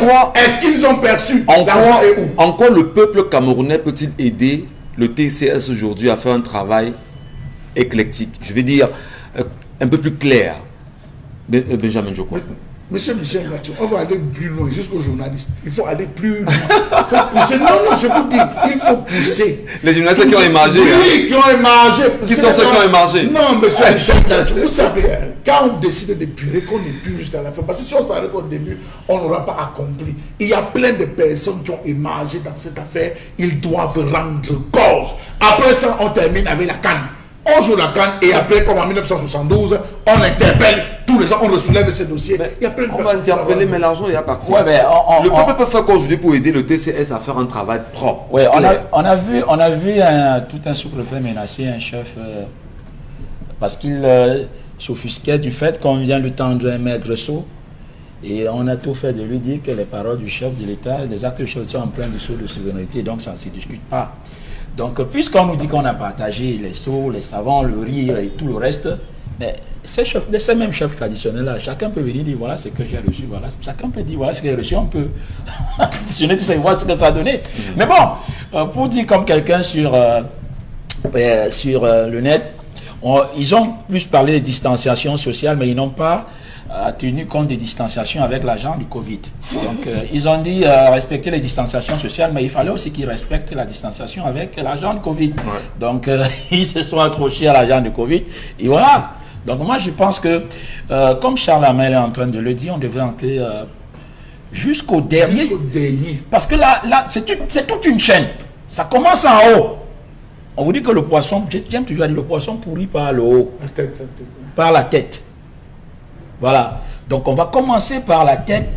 Qui a fait quoi, qui a fait quoi, qui a fait quoi. Et vous verrez, c'est pas seulement ces ministres cités là, parce que c'est pas seulement les ministres. Beaucoup se sont sucés le doigt dans cette affaire. Et je pense que c'est parce que on attendait la deuxième tranche. Ok, le FMI allait envoyer une autre tranche. C'est un ça. Voilà, voilà, donc c'est une longue enquête. Il faut minutieux. Je crois qu'il ne faut pas banaliser. Il faut travailler de fond en comble. Non, mais il y a quand même aussi rien de surprenant. Hein, parce qu'on paye là les mauvaises habitudes qui nous ont collé à la peau. Parce que c'est devenu comme une habitude dans ce pays. Où peu importe où on vous place, c'est comme une coutume. Il faut voler. Il faut voler. C'est-à-dire, prends ta part. C'est devenu une habitude et aujourd'hui, ça nous colle à la peau. On parle même de maladie. Ça n'indigne personne. Ça n'émeut personne. Ça ne fait paniquer personne. On se permet d'étonner. Et là, on est quand même tenté de se poser ce genre de questions parce qu'il y a eu un moment donné où on ne pouvait même plus respirer. On parlait de Covid-19 et tout, des messages de sensibilisation et tout. Et maintenant, aujourd'hui, on a encore l'impression que vraiment tout va pour le mieux, ce qui ne devrait pourtant pas être le cas. On devrait toujours continuer avec ces différents sons de cloche. Mais ce qu'on attend, c'est qu'à un moment donné, que ça ne disparaisse pas. Parce qu'on a vu des dossiers comme ça, qui à un moment donné ont disparu de la circulation. On ne sait plus aujourd'hui où on en est avec ce genre de dossiers. Ils ont la pression cette fois. Et on reviendra 20 ans plus tard. C'est tellement pertinent parce qu'en réalité, si la justice fait un travail pour le peuple camerounais et qu'on ait des conclusions au plus vite, nous on croit quand même que ça veut dire que ça va calmer les d'ici la semaine prochaine, on va commencer à mettre les coupables là où ils doivent être. Puis c'est derrière les barreaux, les mettre derrière les barreaux. À mener les enquêtes sur les entreprises qui gagnaient les marchés. On commence parce que si on ne mène pas les enquêtes pour se rendre compte que ces entreprises peuvent être des prêtres, non, on ne comprendra pas. Comment, dans une opération pareille, on donne le quasi-monopole d'une action à une entreprise telle que Medilin Medical SA. L'acquisition des tests de dépistage à hauteur de 4 milliards 740 millions de francs CFA environ à une entreprise et qui au total, parce que finalement on est au 31 décembre à 24 milliards 500 millions de francs CFA. Alors que le budget c'est 4 milliards. Et ce qui est curieux justement sur cette entreprise de Medical, Medilin, etc. c'est qu'on sait exactement, quand on dit qu'on sait, si on s'en tient aux informations, si on s'en tient aux informations qu'on a à notre position ou à notre niveau, on sait exactement qui a fait pression pour que cette entreprise puisse avoir ses marchés aujourd'hui. Il faut sortir rapidement. Monsieur Michel Ngachou, la Chambre des comptes dépend elle aussi de la justice. Bien sûr. On est d'accord. Bien sûr. Le ministère de la Justice a perçu des fonds. Absolument. Oui. Covid. Va-t-on entendre le ministre Laurent Esso? Puisque c'est le ministre. On instruit plutôt le ministre des est-ce qu'on va l'entendre? Le ministre Laurent Esso. Première question. Vous avez des magistrats qui ont aussi géré au niveau de la Cour suprême, parce qu'elle a reçu des fonds Covid. Vont-ils se dissocier? Parce qu'il faut comprendre les choses. Est-ce qu'il ne fallait pas créer un collège assez indépendant pour gérer, afin de faire la transparence complète sur le dossier de cette gestion? Où on va dire, ok, comme on a saisi le ministre de la Justice, garde des Sceaux, on laisse son ministère exempt, on prend les autres, parce qu'on nous dit, parce que question posée, on nous dit un autre juge ne peut pas se lever pour interpeller un juge ou sa hiérarchie par rapport au dossier. Est-ce qu'il ne faudrait pas voir autre chose? On a vu le Premier ministre arriver au JICAM, lorsqu'il venait demander l'aide. Le président du JICAM, qui a pris la parole, il a dit, précédemment, les années antérieures, on a eu à mobiliser, le patronat a eu à mobiliser de l'argent pour aider le gouvernement. Mais jamais on a fait le compte rendu. Vous savez de quoi il voulait faire allusion? L'effort de guerre. Vous savez qu'un effort pour l'effort de guerre qui avait été fait Tous les Camerounais ont cotisé. On a donné plus de 13 milliards de francs CFA. Jusqu'aujourd'hui, on n'a pas dit aux Camerounais ce que cet effort de guerre. Cette question, on va revenir, Charles. Je termine en disant, est-ce qu'on a continué, parce qu'on a vu encore des matelas être donnés, des seaux être donnés, des savons. Est-ce qu'on est dans la continuité de cet effort de guerre ou bien c'est le fond du sauvetage? Il faut que tout ça soit clarifié, monsieur. Merci beaucoup, Charles Amembachou, mais surtout, il faut qu'on dise aux Camerounais qu'est-ce qu'on a fait Yuri Dorka. Jusqu'à présent, les Camerounais veulent savoir. Si vous réveillez les 180 milliards du Fonds monétaire international, réveillons ensemble le riz d'Orca. En réalité, il faut qu'on le dise aux Camerounais. Et maintenant, qu'est-ce qu'on peut dire exactement des ministres aujourd'hui qui ne veulent pas se faire auditionner? Les ministres qui croient en réalité qu'ils sont au-dessus de la loi. Un département ministériel. Et qui ne veulent pas se faire auditionner par le TCS. Et qui disent qu'ils ont fait ce qu'ils avaient à faire. En tout cas, on croit qu'en ce moment, ça bouge beaucoup au Cameroun. Mais dire aussi, pour finir, que le FMI vraiment aidé le Cameroun. Parce que si vous n'étiez pas là... Non, si le FMI n'avait pas révélé le chef de l'État, il n'aurait jamais fait ça parce qu'il va la faire la canne. C'est toujours depuis... vous venez nous voir. Si oui, si la canne, c'est pas le Cameroun. On n'aurait pas diligenté cette enquête-là. Si le FMI n'avait pas exigé, on n'avait pas mis pression, on n'aurait pas eu tous ces stades-là. Voilà. Merci beaucoup. Le Cameroun a inspiré le FMI. La revue des réseaux sociaux avec Carole Zopet, ça ne c'est pas fini. Il y a trop de sujets pour nous ce matin. Oui, on s'éloigne un peu des questions Covid-19 parce que décidément, on ne va pas finir avec cette question et on espère dans tous les cas. Non, on veut nous embrouiller en ce moment. La petite parenthèse. On vous réveille aujourd'hui et ça, il faut interpeller les Camerounais, être très vigilants. Ce que la presse vous renvoie chaque matin, faites attention. Il y a un problème là maintenant, c'est l'affaire de Covid-Gate. Que les Camerounais ne détournent pas leur attention du Covid-Gate. Parce que là maintenant, sur les réseaux sociaux, on vous renvoie une nouvelle, comment dire, un nouveau gouvernement qu'on a lancé là. Pour embrouiller les Camerounais, pendant qu'on parlait de ça, on est en train de torturer. Que les Camerounais restent vigilants sur l'affaire Covid-Gate. Et que ceux qui savent qu'ils ont une information quelconque à rendre, pour que le Camerounais sache exactement ce qui s'est passé. Comme les jeunes qui ont travaillé dans le cadre de l'action du ministère de la Jeunesse. N'hésitez pas, il faut le faire. Merci. Allez, la revue, justement, on en vient finalement. Revue des réseaux sociaux, parlons donc justement à présent de ce vent de panique qui a soufflé, il faut le dire, à l'aéroport de Simalène. Voilà, en fin de semaine ou encore le week-end dernier, avec ces sorties de piste d'un avion de Camerco, justement, comme on peut le voir en image. Véritablement, ça a bougé sur la toile, sur les réseaux sociaux, ça a bougé justement dans ce vol, comme justement au sein de cet aéroport. Ça, il faut le dire, plus de peur que de mal, parce que le bilan, il faut le dire, on est plutôt vraiment à l'abri des pertes en vies humaines, on est plutôt à l'abri des blessés parce que justement on n'a pu enregistrer rien concernant justement ce genre de frasques. Mais là, on parle quand même des intempéries qui seraient justement des mauvaises conditions météorologiques aussi, en d'autres termes, qui seraient à l'origine donc de cette sortie de piste de cet avion Camerco. On rappelle quand même que tous les passagers à bord ont pu sortir de là sains et saufs. Merci beaucoup Isabelle Carozopet. Ces images ont fait effectivement le tour des réseaux sociaux pendant ces 72 heures sur Internet. C'était depuis vendredi soir. Hein. Oui, vendredi soir, 21 mai. Voilà, nous n'étions pas là. Ben, nous sommes là ce matin et puis on en parle. Absolument.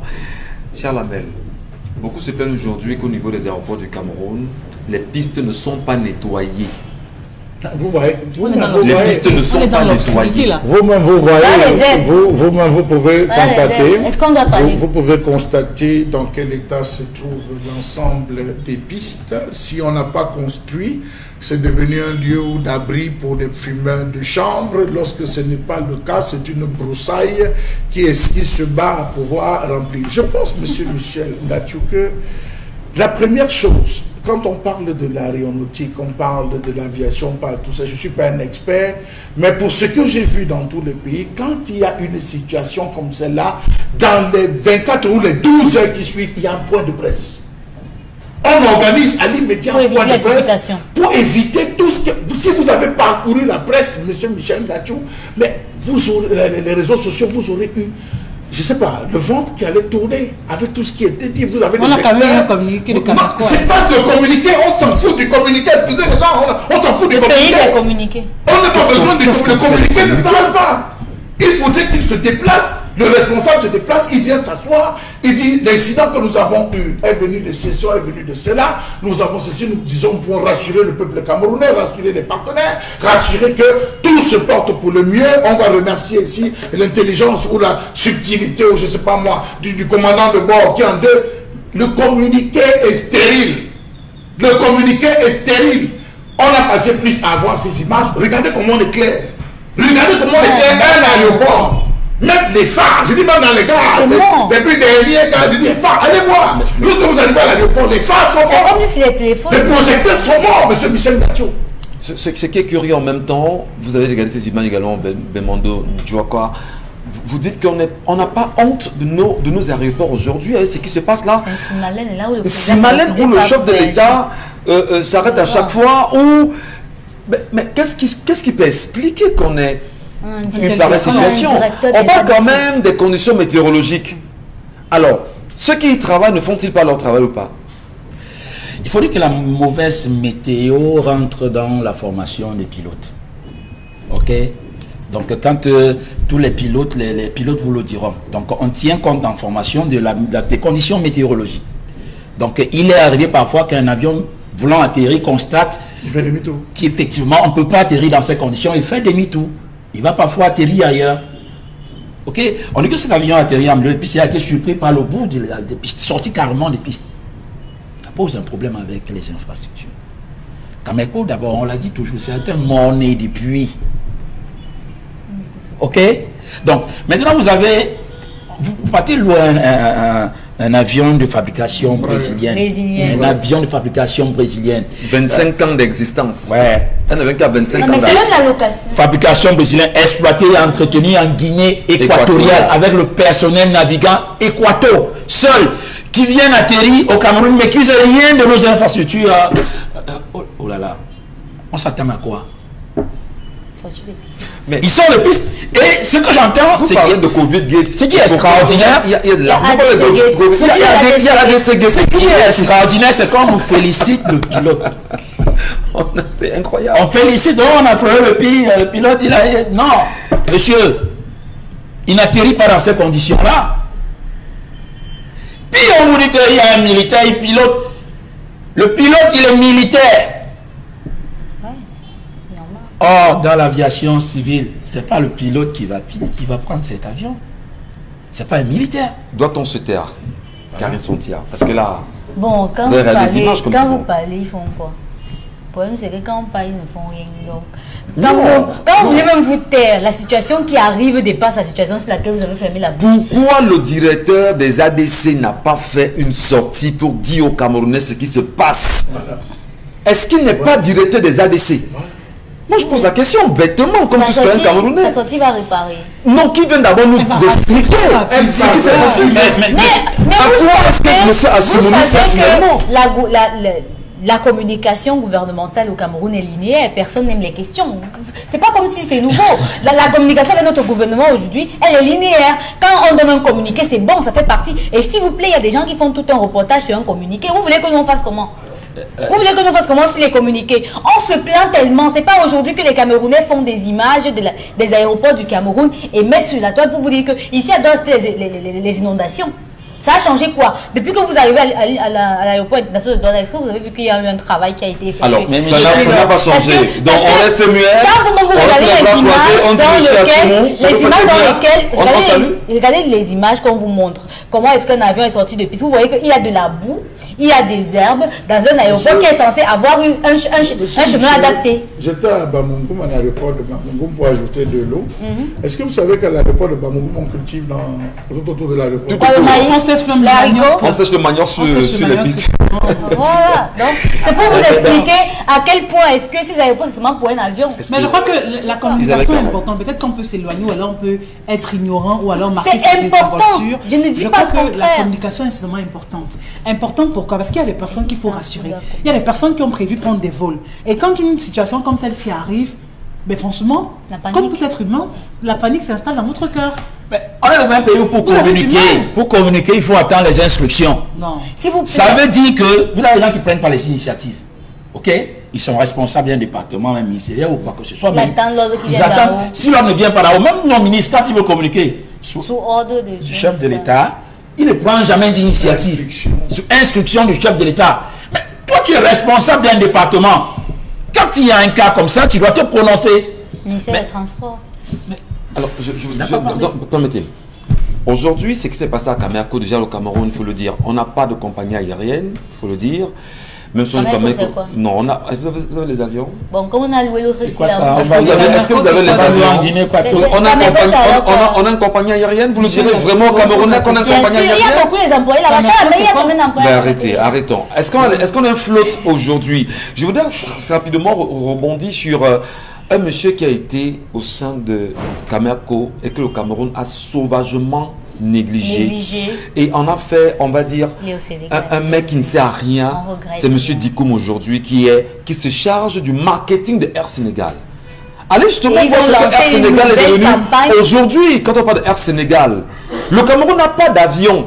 Le Cameroun n'a pas d'aéroport. Enfin, ça veut dire, même si on a des aéroports, je ne sais pas comment c'est entretenu. Mais le Cameroun n'a pas d'avion. Et maintenant, une question se pose. Les pilotes camerounais qui n'ont pas d'avion et qui sont là en ce moment, qu'est-ce qu'on fait de ces pilotes qui ne pratiquent pas, qui ne travaillent pas, qui ne sont pas dans l'exercice? Comment est-ce qu'ils se recyclent sans avion dans un pays comme le nôtre? Je crois que vraiment, on doit laisser ces pilotes là où ils sont. Parce que, non, je m'explique. Si déjà, si vous permettez, Michel Gachou, si déjà à la tête d'une structure comme celle-là, on ne fait que naviguer, ça ne sert à rien. Oui, on navigue. Combien de personnes ont été changées à ces postes? Non, à la tête de cette direction. On navigue. Non, parce que c'est là qu'il faut partir. À peine vous êtes nommé, justement, à la tête de Camerco, à peine on a une autre personne, à peine il y a telle autre personne qui arrive. Je crois qu'il y a une instabilité qui règne. Et c'est cette instabilité qui fragilise tout ce circuit. C'est impossible qu'on assiste à de telles choses et que les gens quand même prennent sur eux de rester quand même la bouche fermée. On parle d'une compagnie aérienne et on sait très bien ce qui se passe dans les airs. Ça veut dire que la sécurité est double, est multiple. C'est la vie des gens. Merci à vous. Madame Chibaton dit exactement qu'en 39 ans sous le renouveau, c'est ce qu'on peut avoir aujourd'hui comme étant les meilleures, les plus belles choses que le renouveau nous a proposées. Peut-on avoir le sentiment en disant que Paul Biya, son gouvernement et ses nombreux gouvernements et ceux qui sont en ce moment en exercice font du bien aux Camerounais, sortis quand même d'un pays où on n'a pas de flotte, où les météorologues camerounais ne peuvent pas communiquer sur les réels problèmes. D'ailleurs, l'avion aujourd'hui, ça, parfois on manque de mots. On se dit, où est-ce qu'on vit? Ben, on marque une pause. Consti la minute avec nous. Et peut-être ça va nous calmer un tout petit peu si on prend un Von Bio. N'est-ce pas, Consti? Bien entendu, tu as raison. Il faut rappeler que le Von Bio Oméga 3 est ce complément alimentaire là qui permet de garder la bonne humeur, quels que soient les problèmes qu'on a, quel que soit le stress qu'on a. Je vous conseille de prendre régulièrement votre gélule de Von Bio Oméga 3. Ah ben oui, c'est un complément alimentaire qui permet de garder la bonne humeur. C'est un complément alimentaire qui permet de réduire les complications du diabète.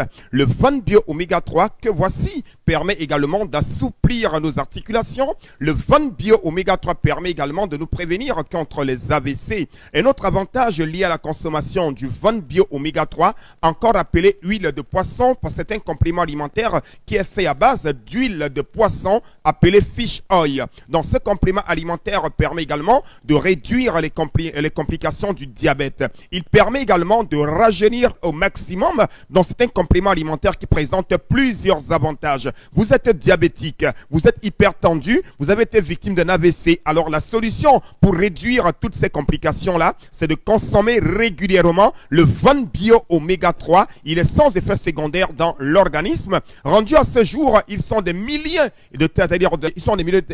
des milliers de téléspectateurs qui sont aujourd'hui des ambassadeurs du Von Bio Oméga 3. Nous le livrons dans tout le Cameroun et dans certains pays africains. Et à l'occasion de la fête des mères qui va se célébrer ce dimanche 30 mai, le concept Salaka vous offre 6 jours de double réduction sur tous les articles du magasin 1001 tapis, y compris le Von Bio Oméga 3 ainsi que la lotion Von Bio, sans oublier également la pommade contre les hémorroïdes. Donc vous avez pendant 6 jours, votre Von Bio Oméga 3 vous sera vendu à 5 500 francs au lieu de 6 000 pour une boîte de 30 gélules. Ceci à l'occasion de la fête des mères qui va se célébrer ce dimanche 30 mai 2021 dans le monde entier. Donc vous avez une boîte de 30 gélules de Von Bio Oméga 3 à 5 500 francs. Donc, anybody with the just know, we must know say à l'occasion de la fête des mères, concept Salaka, don't make BB promotion for Von Bio Oméga 3. You get 5,500. Il y a boîte pour 30 gélules. Il y a également la lotion bien sûr, des diabétiques. Au lieu de 6 000 francs, vous avez votre lait de toilette pour diabétique à 5 500 francs, votre lait de toilette pour diabétique. C'est donc l'occasion plus que jamais d'acheter autant de Von Bio dont on a besoin, autant de lait de toilette dont on a besoin, parce qu'il est important de profiter de cette grande promotion de la fête des mères pour acheter un lait de toilette pour diabétique à 5 500 au lieu de 6 000. Vous en avez pour 6 jours, donc de lundi à samedi. Et le Von Bio Oméga 3 que voici, vous l'avez à 5 500 francs pendant 6 jours. C'est à l'occasion de la fête des mères. On parle également de la pommade contre les hémorroïdes, un produit 100% naturel, un produit qui permet d'éradiquer totalement les hémorroïdes. Vous l'avez également en vente au magasin 1001 tapis, c'est à Douala au Cameroun. Nous livrons dans tout le Cameroun et dans certains pays africains. Ceux qui n'ont pas le temps de venir au magasin 1001 tapis peuvent nous appeler à nos numéros de téléphone et de commander, que ce soit la pommade contre les hémorroïdes, le lait de toilette pour diabétiques ou alors le Von Bio Oméga 3 qui est vendu pendant 6 jours à 5 500 francs pour une boîte de 30 gélules. Merci beaucoup et bien des choses à tous les clients du concept Salaka. C'est un plaisir justement, Consil Lamine, d'être avec vous chaque matin sur notre antenne avec ces nombreuses ventes. Vous également que nous regardez, madame, monsieur, il est important que vous gardiez le bon cap sur Equinox Télévision. Au-delà des éléments, des recherches que vous faites en permanence, la communication, n'hésitez pas à vous rapprocher au plus vite du service commercial d'Equinox pour au mieux porter une réelle communication sur vos produits et services.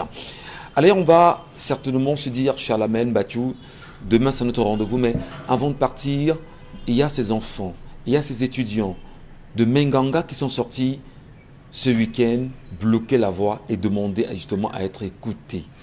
Parler de l'école minière de géologie ou c'est quoi minière de Menganga. Quand vous dites Menganga, là, vous perdez les gens. Le professeur Jacques Famendongo, ministre d'État, avait dit que cette école fonctionne normalement comme toutes les autres institutions de la République. Assis, pendant qu'il présentait ça, il y a un député de la zone qui le regardait avec les yeux. Voilà la réalité qui est en train de les rattraper. Ces gars dépensent beaucoup d'argent. Mais malheureusement, ils n'ont pas de salle de classe.